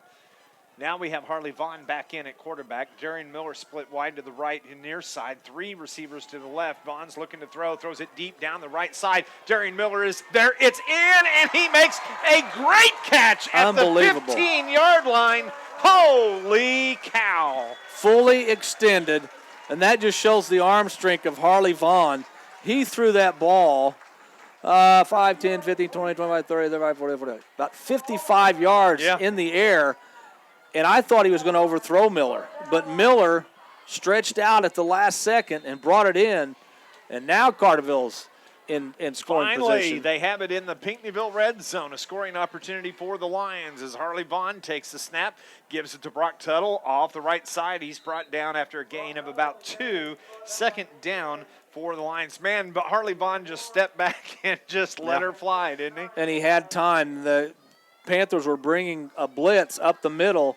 Somebody, one of the backs for Carterville, picked it up and allowed him to throw the ball downfield. Miller was about 6-7 yards behind the nearest defensive back. And you got to give it to Vaughn. He actually outthrew Miller, and Miller had to go after it, dive, and he winds up catching it, spinning around on his back, and holds the ball up for the official throw as Vaughn's pass is picked off by Pinckneyville once again, and on the interception. That's Dylan Carnes, his 2nd interception of the game of Harley Vaughn, and that ends that threat right there. Nice job defensively for Pinckneyville. It looked to be a little slant pattern to Miller, and I don't know if Miller didn't run the right route or if Harley Vaughn just threw to the wrong spot. By the reaction of Coach Drust, I got to believe that Miller didn't run the right route, and Vaughn was throwing the ball where he was supposed to be. So 3:59, Pinckneyville gets the ball back after the turnover. That is 3 turnovers now in the 3rd quarter by your Carterville Lions. All 3 of them are pickoffs, pass interceptions. So it is Kling back out on the field with his offense for the Pinckneyville Panthers. 1st and 10 from the 8 as they work it out near the 10-yard line. And once again, Pinckneyville doesn't have good field possession. but man, that's an opportunity that was wasted by the Carterville Lions. Yeah, this game may turn out to be whoever scores first wins. And you know what? We haven't seen this happen all season. Could come down to a field goal. Exactly. As Carterville has a new field goal kicker, Federico Mari, and he's done a nice job. He kicked last week, got lots of action, 6 extra points for the Lions, 2nd down and 8 for Pinckneyville from the 8-yard line. As it's the give to the first man through, that is Alex Howard, and that's going to bring up 3rd down for the Panthers. But Mari did a good job, lots of action last week, and haven't seen – now last year's game, Carterville at Pinckneyville came down to a field goal at the end, and Carterville winds up walking away with the winner. And again, it was like a, I can't remember exactly, but it was like 15-12, something like that. It was that's how they won it. 3rd down and 4 for the Panthers, as Kling is going to keep it, and he's wrestled down at about the fumble. 17, and the ball's turned over. And let's see who's got. Carterville has Carterville says they have it, and they do, as it's a fumble by the quarterback, Brian Kling. That is what the Lions needed right there. it. And Kling's slow to get up, but he's all right. He got pulled down from behind, kind of awkward. Yeah. But Carterville is going to have the football in excellent position now. 1st and 10 from the 18-yard line. You got to take advantage of this if you're Carterville. You were just in the red zone, had a great opportunity to go up 7-0, and you throw the pick.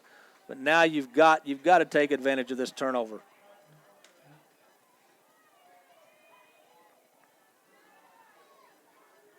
This Lions broadcast, well, actually, we'll do that in just a couple of seconds as Carterville has it. The carry by Darian Miller picks up about 4, 2nd down and 6 for Carterville. This Lions broadcast is brought to you by the Ike family of dealerships, Ike Honda and Volkswagen of Marion, proud supporters of Carterville Lions sports. 2nd down and 6 for Carterville, 2:10 remaining in the 3rd quarter. Darian Miller from the shotgun. Carterville employing 2 quarterbacks tonight. Miller's going to keep it off the right side down to the 10, to the 5. Touchdown, Darian Miller. Carterville finally takes the lead in this game, 6-0. Well, and it was all because of the Carterville defense coming up with the turnover deep in the red zone. Miller just kind of glides off the right tackle, finds his way to the sideline, and gets inside the pylon, and Carterville scores the first touchdown of the game.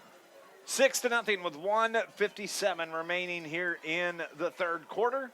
Carterville on top 6-0, and the way this game has gone, that's very important as the rain is starting to fall a little bit harder here. Is that a mist? Is that still what you would call a mist? I think that's what I would call a mist. A heavy mist. Yes. As Carterville is on for the extra point.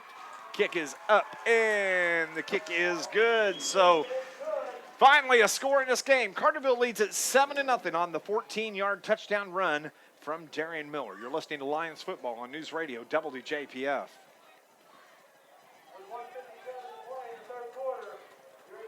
60 here, please. 60.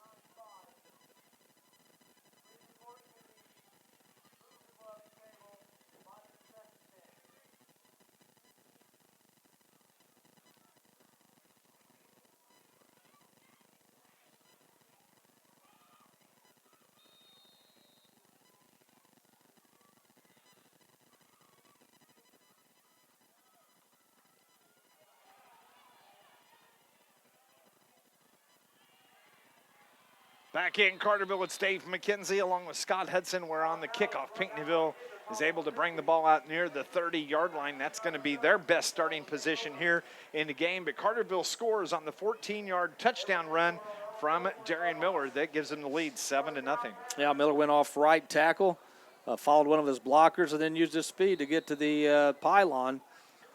And so Lions up 7-0, and Pinckneyville has not shown the ability to put together any long, sustained drives. Let's see if that gives them a little bit of momentum. And Pinckneyville, Scott, has not had a first down here in this the third quarter so far. Kling, he's going to keep it, tries to get off the left side. He does, gets up to the 35, one man to beat, and he steps out of bounds at the 33-yard line. And truthfully, I'm glad he stepped out there because there wasn't anybody deep if he'd have caught that sideline. No, Tuttle barely knocked him out of bounds after a gain of about 7 yards. So Pinckneyville will have a 2nd and short coming up. 2nd and 2 from the Pinckneyville 39. They're saying a gain of 8 on the carry by quarterback Brian Kling. 1:44 left here in the third quarter. It's Dave McKenzie along with Scott Hudson. Amy on the video for our YouTube live feed. You can go and watch that as Kling gives it to the first man through, running back Alex Howard, the 5'11 senior. He hits for about 1 maybe. Going to bring up 3rd down for Pinckneyville. I like the Howard kid. Very good on both sides of the ball. Just a tough kid. 3rd down and 2 from the 39, so no gain on that carry by Alex Howard, the running back, 205-pound, 5'11 senior. He is a handful when he comes through that line. So Pinckneyville breaks the huddle. 1:09, 1:08 on the clock. Kling from the shotgun steps up under center. He's going to keep it himself, and he follows his center, and he has enough for a Pinckneyville first down. Nice job, and that's the first down for the Pinckneyville Panthers here in the third quarter. Yeah, lined up in the shotgun and quickly ran up to the center. Got a quick snap and got more than enough for a first down. Carries it out to the 43-yard line. That was a gain of 4. So clock is working now under 1 minute. Sends one receiver to the far side. That's Dylan Carnes, who has 2 interceptions in this game.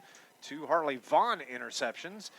And now Kling is ready to go. 2 receivers to the near side for the Panthers. Man in motion. Ball hits Kling and hits the ground, and it's a fumble, but it's gathered up by Pinckneyville and recovered there by the Panthers. And that is the running back, Alex Howard, who falls on that. Boy, he sure saved Pinckneyville there. Yeah, the ball was on the ground. I think he just muscled it away from a couple of Carterville Lions players. So that's a big break for Pinckneyville. 2nd and 10 now. 12 seconds on the clock in the third quarter, and Pinckneyville, or they're going to be content to let this just wind down to no time. 4, 3, 2, 1. We're going to take a break. We're heading to the fourth quarter. Carterville lead the Pinckneyville Panthers 7-0. You're listening to Lions football on News Radio WJPF. 60 here, please. 60.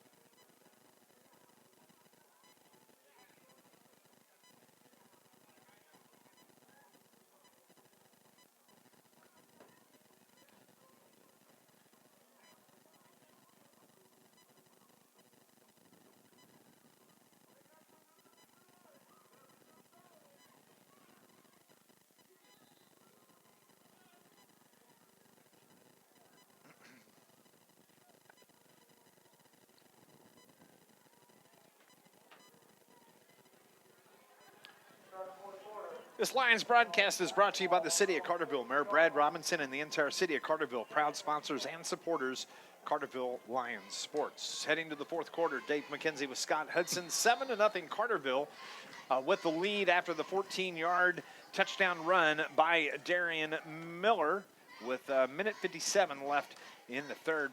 First score of the game. And Pinckneyville has it now 2nd down and 10 from their own 43. Brian Kling is the quarterback for the Lions, talks to his lineman.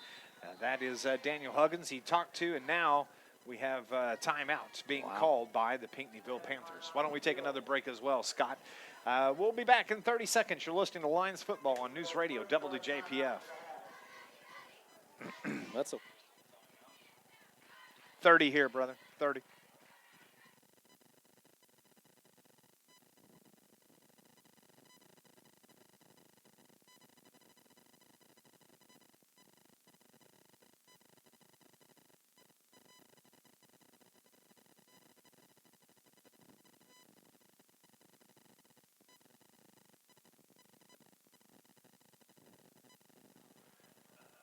This Lions broadcast is brought to you by Artworks in Carterville, offering much more than just apparel. They design logos, brochures, posters, as well as vinyl signs and decals. Go to artworkscustomgraphics.com. Couldn't believe Pinckneyville called a timeout coming out of the break at the end of the third. wasted timeout. Absolutely. Pinckneyville on the pitch. Klein pitches it out to Howard. Tries to get off the left side, picks up about 3 yards. Going to bring up third down now for Pinckneyville. Third and long. Let's see what Pinckneyville dials up. If they go to the air, they have not been successful throwing the ball tonight the few times they've tried. Pinckneyville has it 3rd down and 8 from the 45-yard line. Don't forget, coming up after the game, we're going to have our Joe's Lawn Care player of the game. I would say at this point, we'd have to give it to Darren Miller.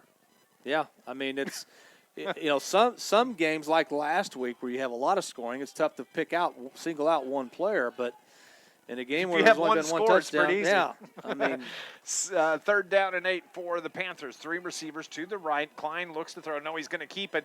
Backtracks, cuts off the left side. He gets out across the 50. The 45 has enough for a first down, and he's run down at the Carterville 43-yard line. Man, that was a big run for quarterback Brian Kling. Yeah, he should have been stopped at around the 47, wasn't.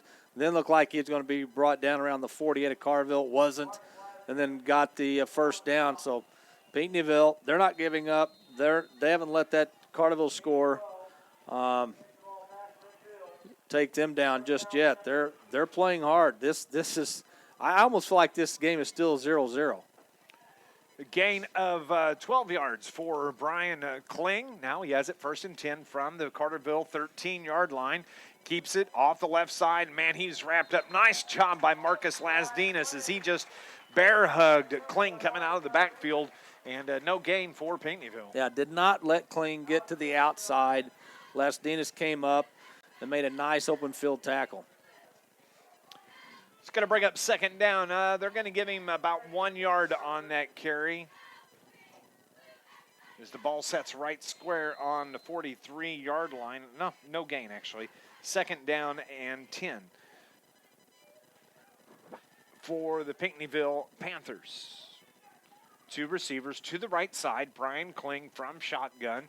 He takes the snap, and he is going to keep it, and Carterville just wraps him up right at the line of scrimmage. I don't think he knew what he wanted to do there. I don't think he knew if he wanted to throw it, if he wanted to pitch it to the jet back, or give it to the running back. Yeah, I think he would have been better off if he tries to bring it to the near sideline.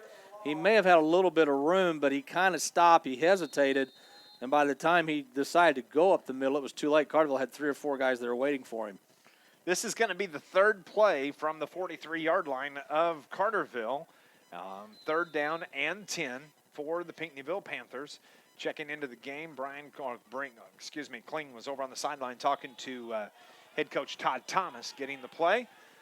Pinckneyville fans are yelling, and we have whistle. And what do we have? Coming to the sideline is Alex Griffin. I don't know that there's a penalty. I think it's an equipment issue. Oh, he's bleeding. That's what it is. The officials called timeout, made Alex Griffin. He's got a boo-boo on his right elbow, and it needs to be taken care of. His trainer, Mike Stroud, jumps into action. It's so boring, he's jumping and running down the line to get into this evening. It's Kling keeps it, pitches it off to his jet back. That is Chase Fulkerson with the carry. He's run out of bounds by Carterville's Caleb Vaughn. That's going to be enough Is it going to be enough for a first down? A little bit short, I believe. I think, boy, That's close. I think he's short. They're marking it inside, just across the 35. And the stick on the far side is on the outside of the mark. I think he's short. they're going to measure. Nice run by the Pinckneyville Panthers there. This Lions broadcast, it is brought to you by Charlie's Air Conditioning and Heating, downtown Carterville for over 30 years, proudly supporting the Carterville Lions. You can call 985-2502 or go online. Visit charliesairconditioningandheating.com. Dave McKenzie, Scott Hudson, Amy on the camera. Alex Vaughn is all fixed up. Got a Band-Aid on his boo-boo and an elbow pad. And he is going to check right back into the game for the Carterville Lions. Now there's 12 guys out on the field. Here comes Darian Miller, and we're back to square. And it looks like Pinckneyville's going to be short. By about 8 inches or so is what they say. So it's going to be 4th down now. And this is a big, key defensive play needed by the Carterville Lions. No, if I'm guessing, number 44, Howard's going to get the ball. I don't know. I think it's going to be Kling. It's going to keep it on the quarterback. Yeah, that's where they got their first down there in the first half. I think at first they'll probably try to draw Carterville off sides. If that doesn't work, they'll go ahead and snap it and run a play. But this could be the ball game right here. That was a gain of 9 yards, though, for Pinckneyville. Yeah. Nice carry as they got it down to about 8 inches.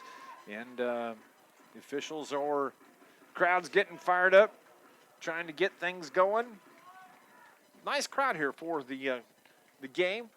Of course, it's a must-win game for the Lions tonight. And if they win tonight, then they must win against Massac next Friday night at home. Carterville, 5 home games this season. And Massac does have some good skill position players. In fact, they do, yes. They don't have a lot of depth, but they have some kids that can fly. 4th down and 1. Big play for Pinckneyville here. Looks like there's about 20 Pinckneyville Panthers out there, but you were right. It was the give to Alex Howard, and I don't know. I think he got it. Yeah, he's by about a half a yard, it looks like. That second surge got him the first down. And they just threw a flag on Chase Fulkerson, it looks like, as the official got to him. And we have a second flag coming in. And now, so what happens? Pinckneyville got the first down. These were after the play penalties, and they're going to be sportsmanlike conduct. I don't think it's a Carterville player that was getting a chat. Pinckneyville did not like the fact that running back Alex Howard, Carterville really gave him a push on that, as it was a short yard gain, and really drove Howard back. They're giving him the forward progress, and that's going to be enough for the first down. But I think it's just going to be first down for Pinckneyville, but they're going to tack about 15 yards onto that. Yeah, I think that's what the officials are talking about. But it should be first down, but 15 yards from where they're at, which really, in a game where scoring is at a premium, really hurts Pinckneyville because it's going to put them back 15 yards, which is personal foul. Yep. Against the Pinckneyville Panthers. Personal foul against the Carterville Lions. They're going to offset. Man, I was hoping we weren't going to get the personal. Man, Carterville has had about 3 or 4 personal fouls this year that have really hurt. Yeah, they had one in week 2 at Heron where the Carterville defensive player got kicked out of the game. I have a hard time sometimes just keep your mouth shut and play football. You know, you just made a great play. Well, the good thing is, Dave, we get paid to open our mouth. I know. I know. You just kill your team. So now it's 1st and 10 from the 33 for Pinckneyville with 8:57 left in the game. Jet back in motion that's Brueggemann, and he gets the ball, and he's brought down in the backfield. What a great defensive play by Caleb Vaughn of the Carterville Lions. Well, that's a great open field tackle right around the ankle. If he gets by him, he's probably going to get to the corner, and he's probably going to turn it upfield, but what a play. What an open field tackle. 2nd down and 14. That's a loss of 4 on the carry by Brueggemann of Pinckneyville. The ball sets at the 37-yard line. 2nd down and 14. Kling from the shotgun. Has a man in motion. That is Brueggemann once again. Kling keeps it, and he's wrapped up in the backfield. No gain at all. 3rd down now for Panthers. Well, another big 3rd down for Pinckneyville. They got 9 yards last time they had 3rd and 10, and it led to a 1st down. This is where Carterville's defense has to stiffen. Obviously, Pinckneyville will go for it no matter what on 4th down, but this is a big down. Yeah, 3rd down and 15 for the Panthers. 7:45 on the clock, 3rd and 15 from the 38-yard line now. They have 3 receivers to the left, 1 here to the right, and officials come in, and we have a timeout that's being called by the Carterville Lions. We're going to take a break as well. It's 7-0 Carterville over Pinckneyville. We'll be back in 30 seconds. You're listening to Lions Football on News Radio WJPF. 30 here, please, 30.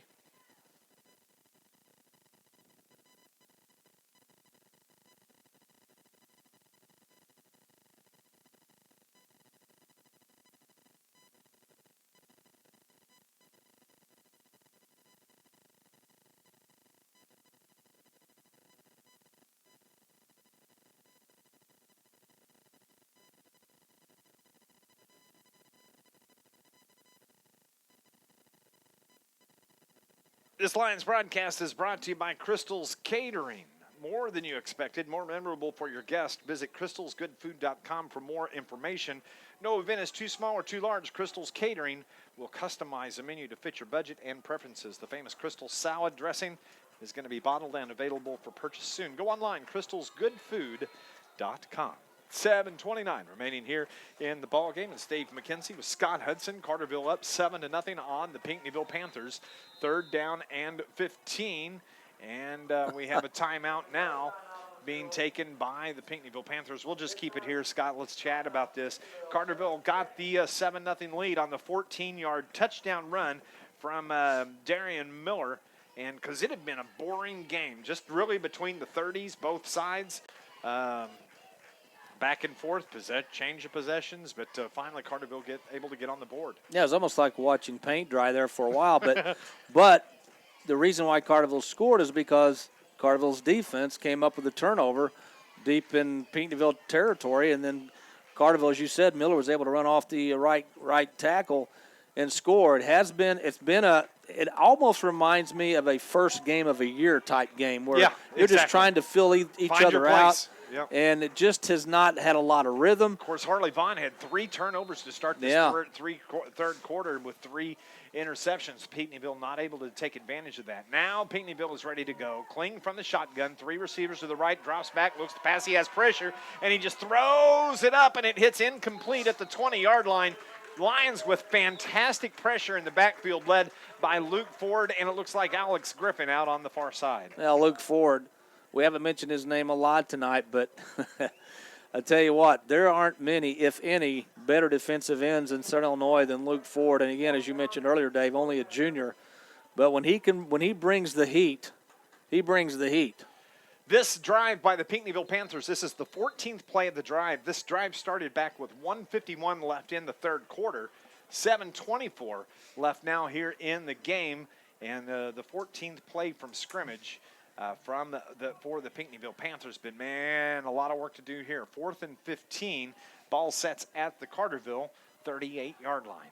They send 3 receivers to the right, 1 on the far sideline, and Mr. Kling operates from the shotgun, and he is basically pushed by Alex Howard. His running back just shoved him into the line of scrimmage.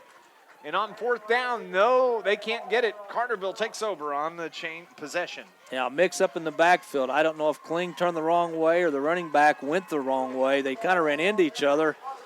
And by that time, Carterville's defensive line had surged into the backfield. So Carterville will get the ball back with 7:17 to go in the game. And, boy, wouldn't you love a long 6-minute, 7-minute drive that ends with a touchdown and put this thing away. Well, that drive was a 7-minute drive by the Pinckneyville Panthers, and that's exactly what Carterville, like you said, Scott, that's exactly what they need right here. As look at that offensive line sprint out on the field. They are ready to go.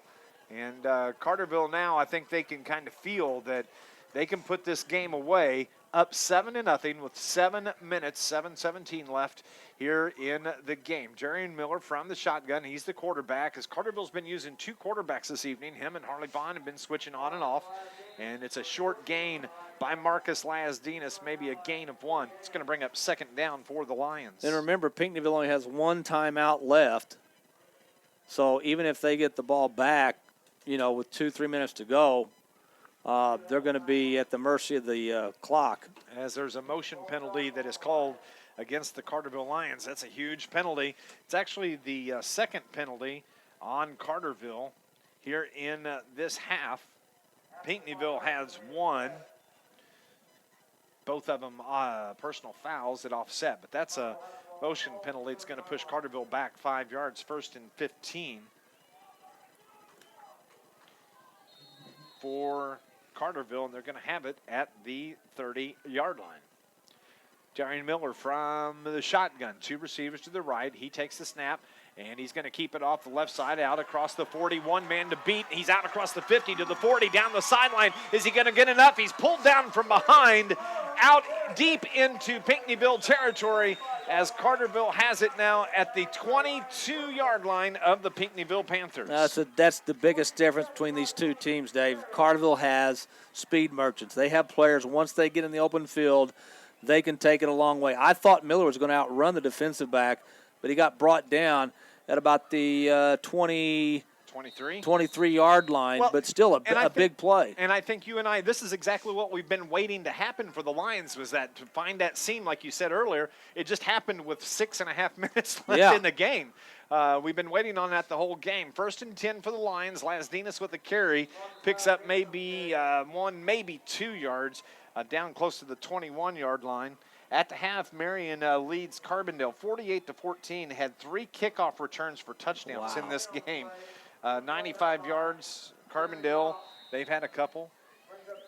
6:19 left here. It's going to bring up 2nd down for Carterville. 2nd and 9 from the 22. Clock continues to roll. 6:10 left in the game, and Carterville has that 7-0 lead. Boy, what a big run that was by Darian Miller. From the shotgun, he throws the towel to the ground. He's going to keep it, try to go off the right side, and he's wrapped up by his ankle. And he's brought down at near the 20. It's going to bring it 3rd now for the Lions. Yeah, this is a big play for Pinckneyville. I think Carterville's probably going to go for it on 4th down. If they don't get it here, I don't think they would try a field goal. It'd almost probably be a little bit too long. But although, when we were down on the field, Maury was down there kicking from the 25, and he was hitting them from it'd be a 35-yard field goal. I don't know that Coach D would do that. He's not a big field goal kind of guy anyway, so.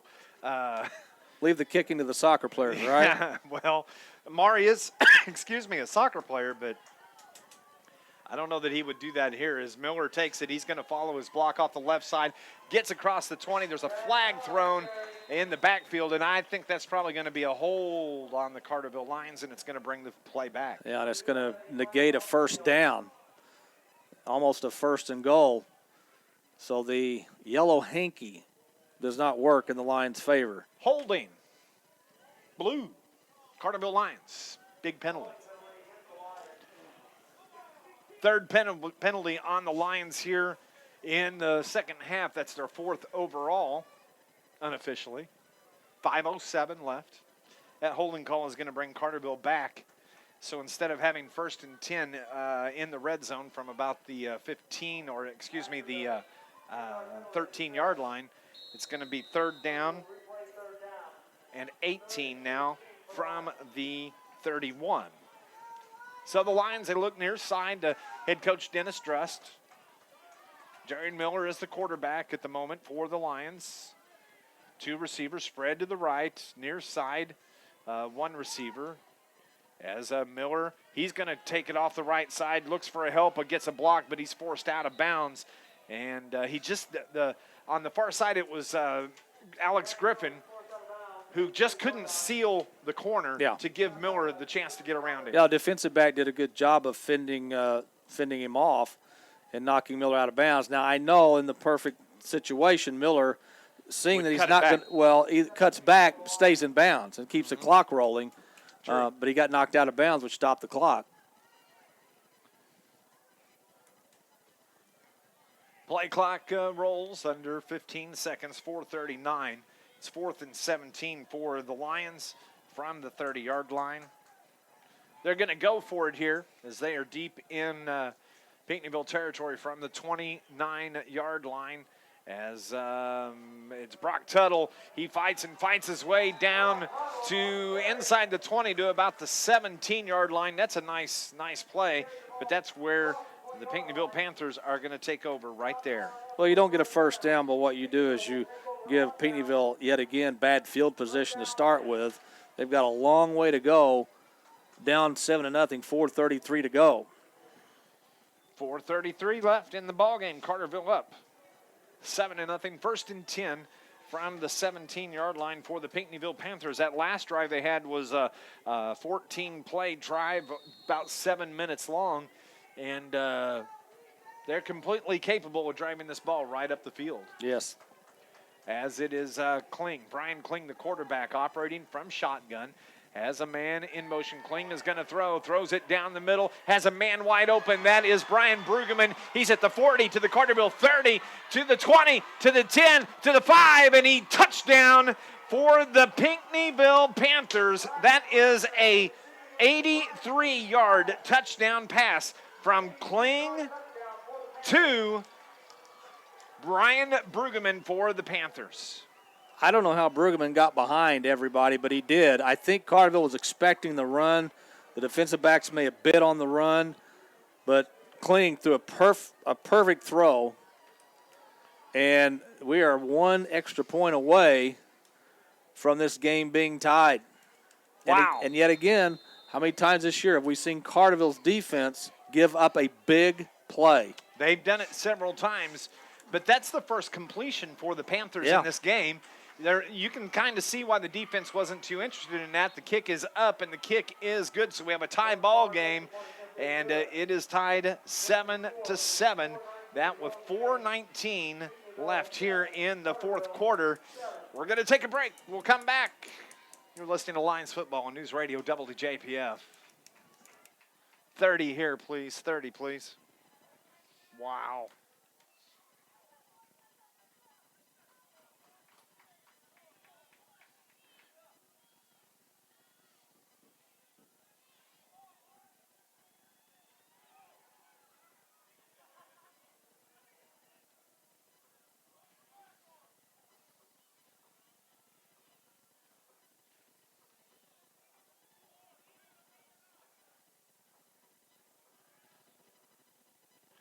It's Dave McKenzie, Scott Hudson, where the Pinckneyville Panthers have just tied up the ball game with the Pinckneyville Panthers. An 83-yard touchdown pass from Brian Kling to Ryan Brueggemann. The extra point is good, and we have a tie ball game. Unbelievable. As Pinckneyville kicks it out of the end zone. And Carterville is going to take over from their 20-yard line. We have a new ball game, Mr. McKenzie. We do. So what's Carterville going to do here? As they are on the sideline, talking to head coach Dennis Drust. I don't know. It's going to be an exciting finish. I can tell you that. It's going to be Carterville football. Well, they're 20. Yeah, with Darian Miller in at quarterback, I don't think they're going to throw the ball. I think they'll try to run the option, maybe try to get Tuttle involved with the running game. I doubt they're going to go to the air. They're just going to hope that Miller breaks one to the outside. That's what worked for him in the past, and there's And now going to we be got a penalty. start things right off with too many men on the field for the Carterville Lions, or an illegal substitution as Luke Ford was trying to get out of bounds. 1, 2, 3, 4, 5, 6, 7, 8, 9, 10.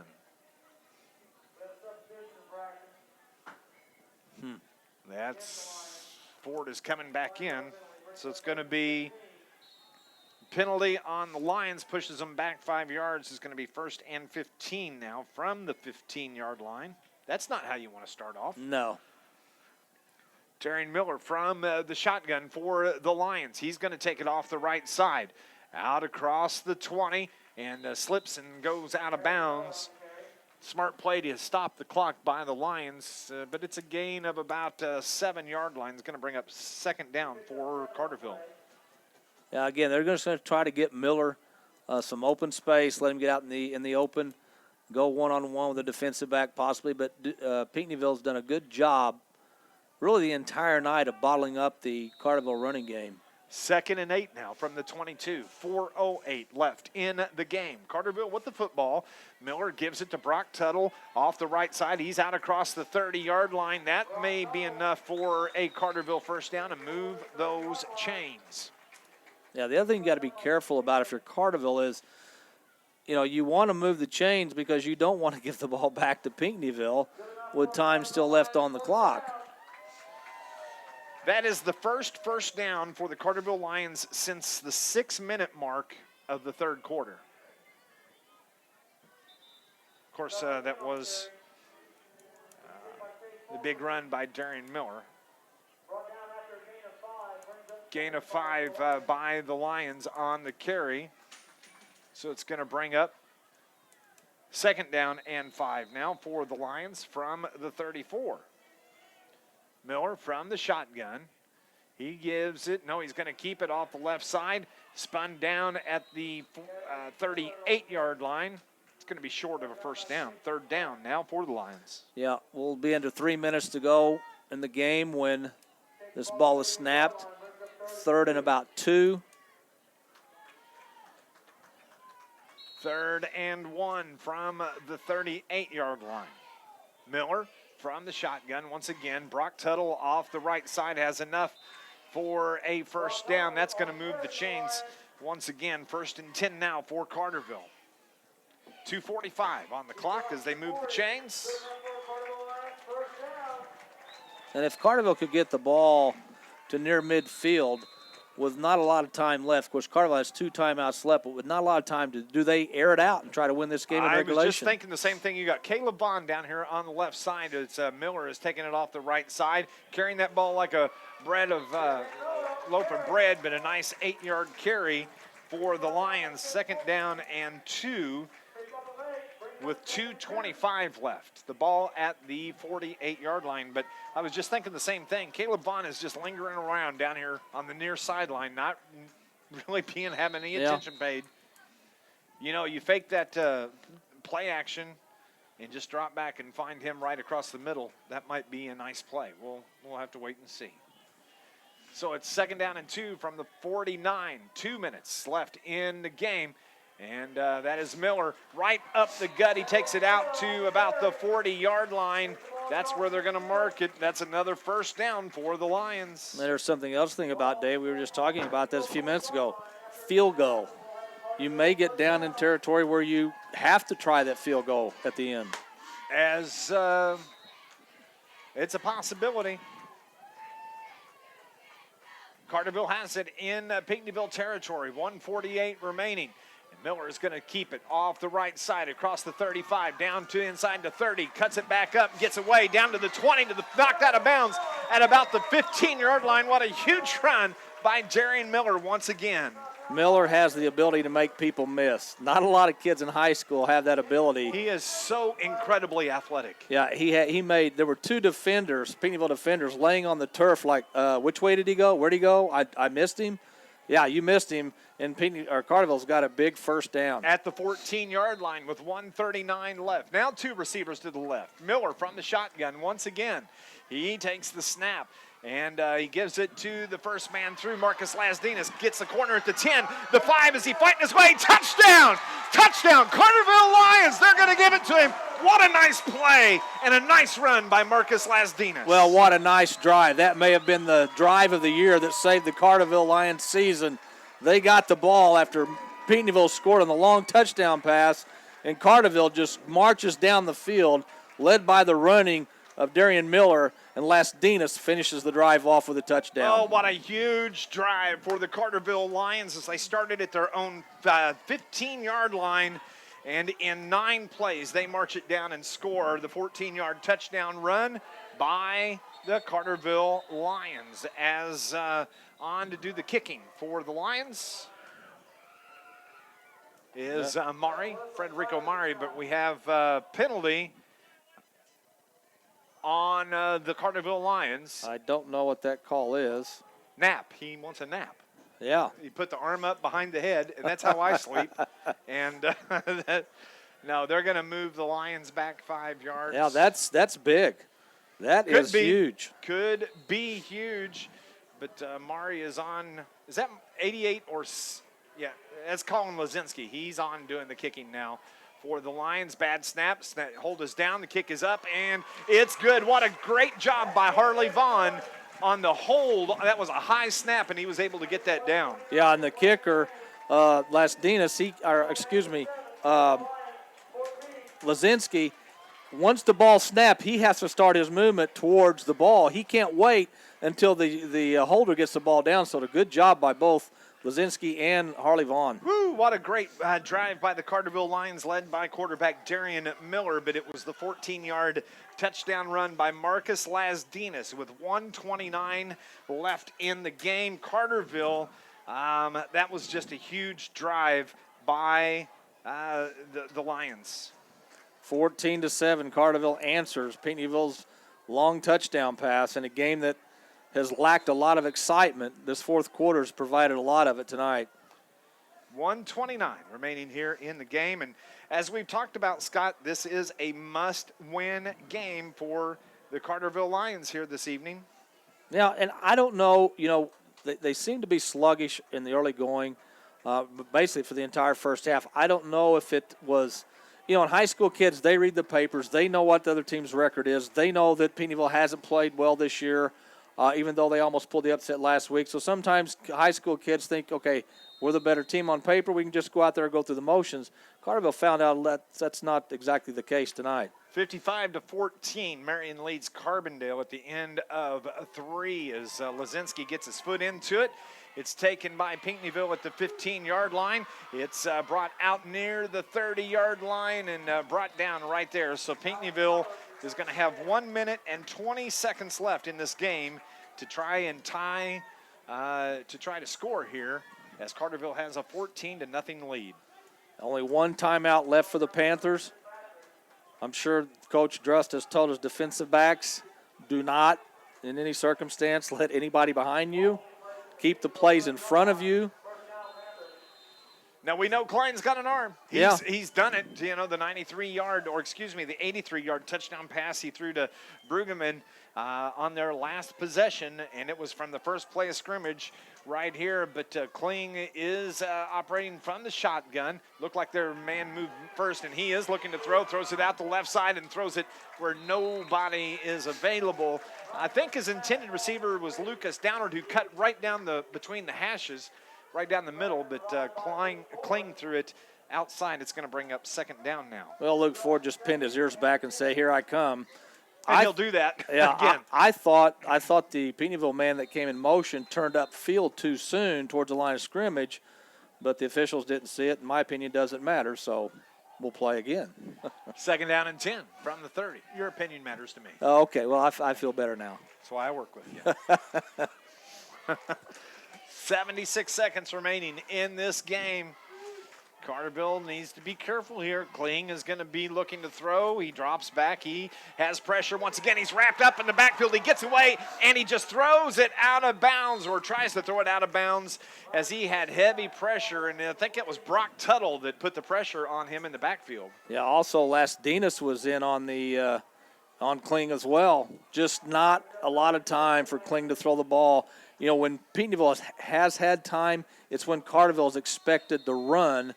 But now that Carterville is expecting the pass, they're just bringing the heat, and the offensive line for Pinckneyville has not been able to keep the Lions out of the backfield. 14-7, Carterville leads. 1:09 left here in the game as the ball sets at the 30-yard line. It's third down for the Panthers.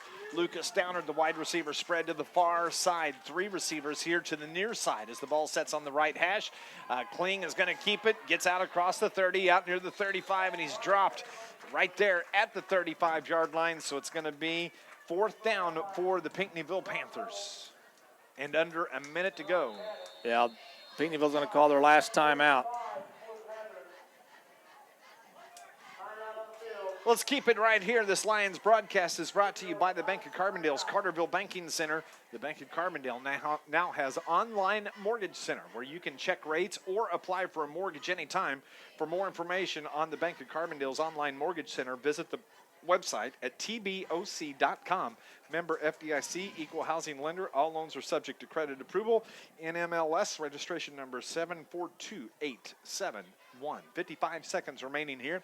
It's going to be 4th and 5 for the Pinckneyville Panthers. They must get a first down, or this game, you can pretty well say, is over.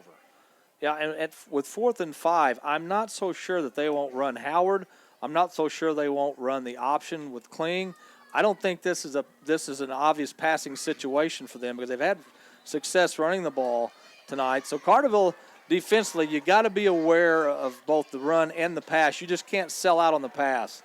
I guarantee you, free safety, Darian Miller, Alex Griffin, the backs, the deep backs, the safeties are being said, do not let anybody get behind you. Nope. Do not let anyone get behind you as Darian Miller drops back about 20 yards back. It's the throw across the middle, and it's caught. Are they going to say incomplete?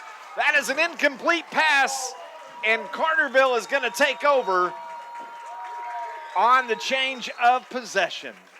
A low throw, and the receiver could not pick it up off the turf. Couldn't hang on to it. No, and it was a quick throw by Kling. It was a crossing pattern. It would have been enough for a first down, but the receiver just could not keep it off the turf, and it looks like Carterville's going to survive this game. Escape, yes, as they say.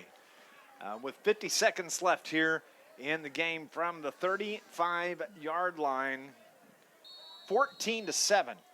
Carterville scores with 1:29 remaining, and Darian Miller takes the snap, takes a knee at the 40-yard line. Pinckneyville has no timeouts. Carterville's going to have to snap one more time. 2nd down and 10 now from the 40. They'll do one quick snap, and it will be official. Carterville is going to take their record, Scott, to 4-4. Finally, they are 500 on the season. And their season comes down to one game, and that's all they wanted when they were 2-4. Just get us to the final game, give us an opportunity in the final game, and that's what they're going to get next week against Massac County. The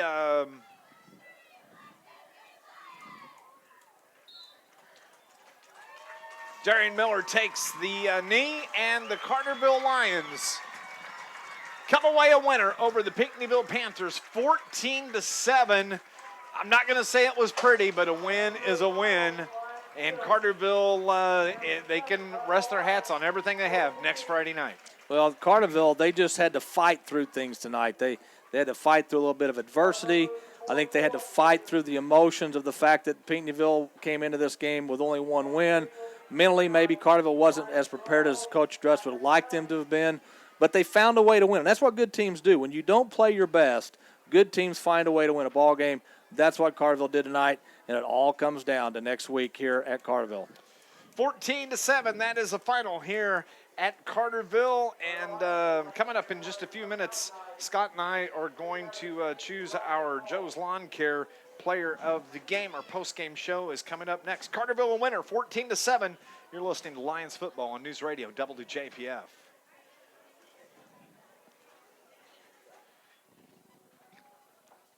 All right, I saw where you dropped, you lost us there for a minute, but let's go 2 minutes here. 2 minutes here.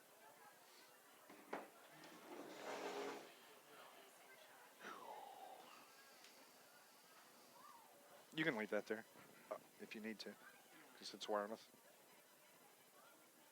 Oh, I see what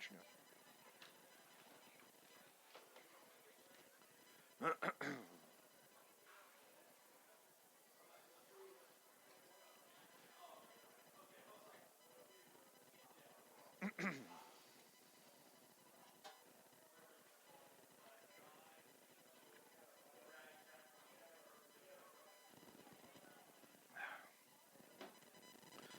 playing.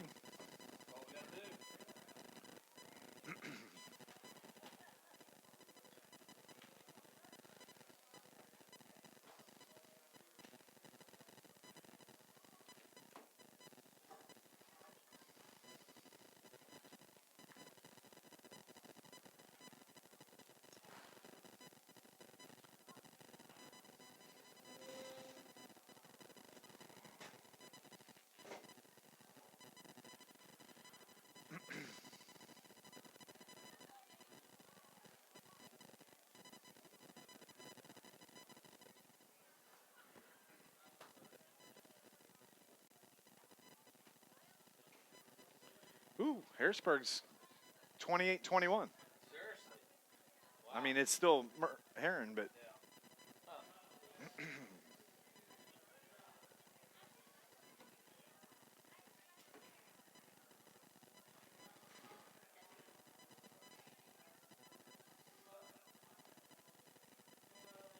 back at Carterville, it's Dave McKenzie with Scott Hudson, where the Carterville Lions have just knocked off the Pinckneyville Panthers this evening. 14-7, Scott, and I guess this is what you would just say. A win is a win. It wasn't pretty, but we're going to take it. Now, they don't ask how. They just ask if you did. And Carterville got the win tonight. And we talked about this earlier tonight, how this game looked like the first game of the season, where you're trying to figure out what you're going to do, what you can do best. You're trying to feel the other team out. Things just weren't going well, especially offensively for Carterville in the first half. They just couldn't get any momentum, anything going. And it took till the second half. They took the 7-0 lead. Boom. Pinckneyville scores on a big touchdown pass to tie the game. And then I remember you mentioning this. I think this was on the final drive for Carterville, how the offensive linemen and the rest of the team sprinted out to the field to take that last possession. It's almost as if, okay, fellas, this is our season on the line right here. And then Darian Miller just took the team downfield, and Lasdinas finished it off with a touchdown. And the big play was on by Darian Miller as he scampered, 60 yards, and takes it down. And then it's Lasdinas that winds up getting the touchdown for the Carterville Lions to give them the lead. The extra point was good. The thing you hate to go back and relive it, but Carterville started off the first 3 possessions with turnovers, and all 3 were interceptions. And they were moving the ball well, but it was the turnovers that did them in. But then finally, as you said, it was the touchdown by Miller, the 14-yard touchdown by Miller, and then it was Marcus Lasdinas, the 14-yard there in the fourth quarter for the Carterville Lions. And we talked about this last week, Dave, at Sparta, how Harley Miller, who started the season as the starting quarterback, didn't start 2 games in the middle of the season. Most teams don't have the luxury of having 2 starting quarterbacks like Carterville does. I mean, you look at most teams, they have 1. Their backup may be a sophomore, obviously somebody that doesn't have a lot of experience at the varsity level. Carterville has 2. So when Harley may have struggled, all 3 of those interceptions were not on him. I think one, Miller ran the wrong route. I agree. So all those weren't on him. But Coach Druss had the luxury of bringing in Darian Miller, who's played quarterback this year, and his running ability, his escape ability is just it's hard to contain, and Pinckneyville couldn't contain him, and that's what led to the win tonight. Coach Dennis Druss is making the long walk up from the field. He's got a couple of minutes before he gets here. Let's update a couple of scores. This is turning into a real ball game, it looks like, as Heron leads Harrisburg with 3:29 left in the game. But they have a 28-21 lead over Harrisburg. Of course, that's probably one of the big games, the bigger games tonight, because Harrisburg is fighting for their playoff life here this evening. Yeah, they have to win or their They're in the season's same over. boat that the Lions are. Had to win tonight. They're going to have to win next week. But that's a good ball game. We'll give you some updates. And don't forget, following our broadcast and following the completion of the Heron game, if you go to 103.5 ESPN, you can listen to Overtime with John Holman. He'll recap all of Southern Illinois football, talk to the coaches from around the region, and that's coming up after the Heron game and after our game. Be thinking about who your Joe's Lawn Care player of the game is. I've already got one in mind. Yeah, I've already got one in mind. I think it's just the opposite of last week where you had the big blowout at Sparta. Yeah. Obviously, several players could have gotten star of the game. Yeah. Tonight, in a game where the offense really struggled most of the night, one guy turned things around, and he did it with his feet. He did it with ball fakes. and Pinckneyville was not able to contain him, and that was the difference in the ball game. We're going to take a break, and we'll be back with head coach Dennis Drust. It is the Banterra Bank coach postgame show with Coach Dennis Drust. It's coming up next on News Radio WJPF. Robert, let's go 60 here, maybe 90, but be prepared for 60. Or do 60, be prepared for 90.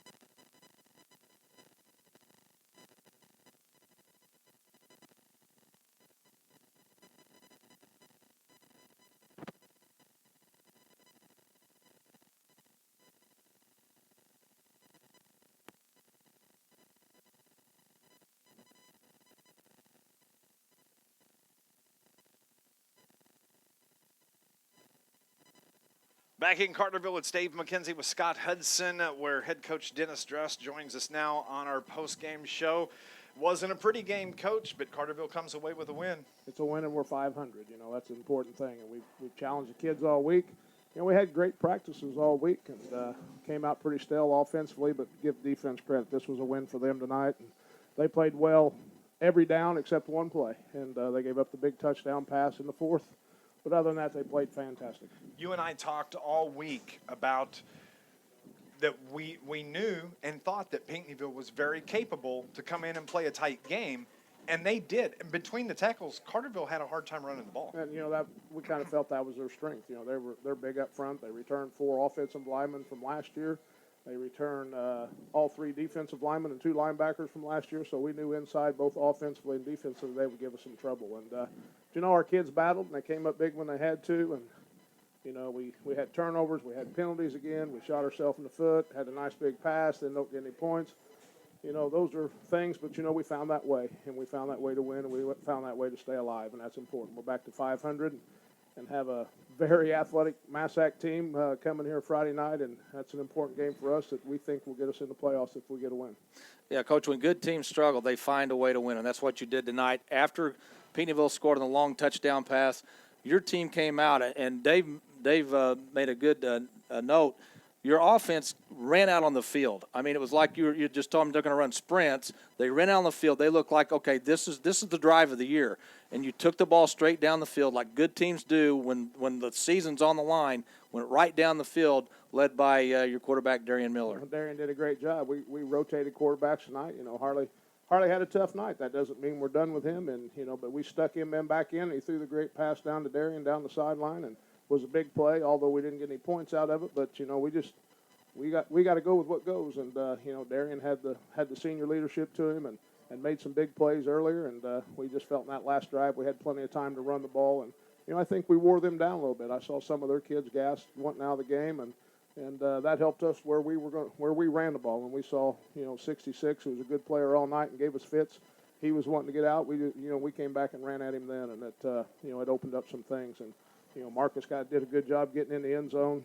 You know, we had the penalty on the extra point, and Ski stayed with it and got it through. And you know, those are all things that, you know, it's never going to be easy. And this year definitely hasn't been easy. But you know, we're back to 500, and we got a great chance to get in the playoffs. You just have to give your defense credit too. They did a great job tonight.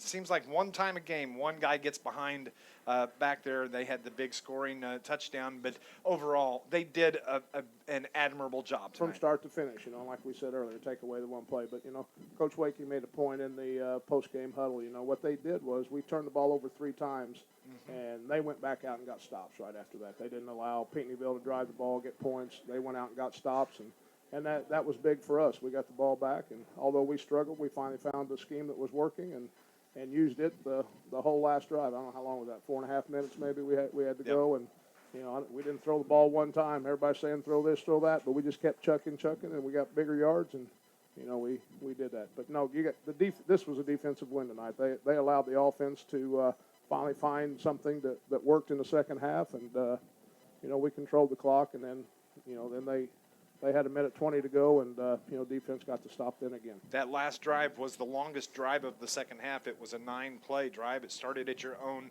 15-yard line, and it ramps up. That is exactly what you want to see from your team when you need a touchdown, but to just drive it down their throat. Yeah, we started off pretty well, and early in the season, and lost some tough games, and we felt our kids were a little down tonight, and I think that drive will, rekindle that fire and that burn that, we got senior night coming next week and go, did that count the penalty we had on first down? Did that back us up to the 10? So we started so we went 85 yards and kept the ball on the ground, and we made big plays, got a big first down. We had 3rd and 4 and got the first down there that was big, then put us in a decision-making call there to either punt or go for it and in the tie game. But, great effort all around. Kids responded, came up big when we needed to. It wasn't pretty, but a win's a win.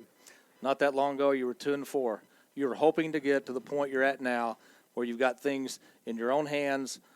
Senior night, next Friday night, here against Massac County, you win, you're in. It's everything you could have asked for after week 6. Exactly, and a kind of similar situation to last year. We were 1-3 and challenged the kids, but we challenged them, and we felt we had a little letdown when we went to Nashville, and that game will haunt us a little bit, but Massac's a very, very athletic and a very talented team, and they do quite a bit of stuff, and our kids are going to have to come and be hungry and ready to play as well. They'll be prepared, but they got to be hungry and they got to execute and go out with a little bit more enthusiasm. And tough night. Wasn't a lot of atmosphere tonight, rain and drizzly, and we stressed all week that Pinckneyville was much better than their record, and I think they proved that tonight. Todd's done a pretty good job with that group, and they play hard, and they got a good scheme, and they keep coming at you. And give our kids credit. They never gave in. It was a struggle, but we battled, and then come up big at the end. Head coach Dennis Trust, Carterville comes away a 14-7 winner. Keep the playoff hopes alive. Next Friday night, they'll be hosting Massac County Senior Night here at Carterville, and take care of business. We hope everything falls into place. We'll start 9 a.m. tomorrow with the kids, and go all week. And it's late in the season. The kids know what they're doing and how to do it. So, we cut back on practices. Hopefully, we'll be fresh and come out with a lot of enthusiasm next week. Congratulations. Thank you, guys. Coach Dennis Trust, 14-7, Carterville over Pinckneyville tonight. And Scott, your Joe's Lawn Care player of the game. Well, I think you got to go with Darian Miller. I think, you look at the offense tonight, struggled at times, especially in the first half, but then you go back to what I call the drive. Pinckneyville had just scored to tie the score. Carterville comes in and get a penalty right out of the gates, but then they march straight down the field, take almost the entire clock or time off the clock. Darian Miller just, he's so hard to tackle in the open field. I mean, he makes so many defenders miss. He picked up first down after first down. Of course, last Dinas with a nice run to the outside on the near sideline to get inside the pylon to give Carterville a 14-7 lead. And I'll tell you something else that was big. It didn't end up being as big as it could have been, but you had the 5-yard penalty before the extra point. So you move back 5 yards. Then the snap was high. Harley Vaughn did a good job of getting it down quick. He absolutely did. To get the extra point. Didn't play into the final score, but it could have played in big. But Darian Miller was just one of the players on the field tonight that his speed, his quickness, as elusive as he is, Pinckneyville just couldn't find an answer for him on that last drive, and that was the difference in the game. That's the difference of the game. Darian Miller, your Joe's Lawn Care player of the game. Excuse me, brought to you by Joe's Lawn Care, specializing in commercial and residential lawn care, landscape maintenance, spring and fall cleanups, snow removal, something we have to think about, equipment repair. It's Joe's Lawn Care. Call 534-8148. Darian Miller, your Joe's Lawn Care player of the game. Next Friday night, can you believe it? Week 9 of the high school football season. It's hard to believe. It really is. Massac County Patriots will be here to take on the Carterville Lions. 6:45 will be the pregame. 7 o'clock will be kickoff. And it's win it, and you're in the playoffs. Don't win it, your season's done. But they've done a good job so far of just hanging right in there as they come away tonight, a 14-7 win over the Pinckneyville Panthers. For Robert Teese back at the studio, for my partner Scott Hudson, for Miss Amy on the camera, for Coach Dennis Drust, I'm Dave McKenzie. Thank you for listening to Lions Football. God bless from News Radio WJPF.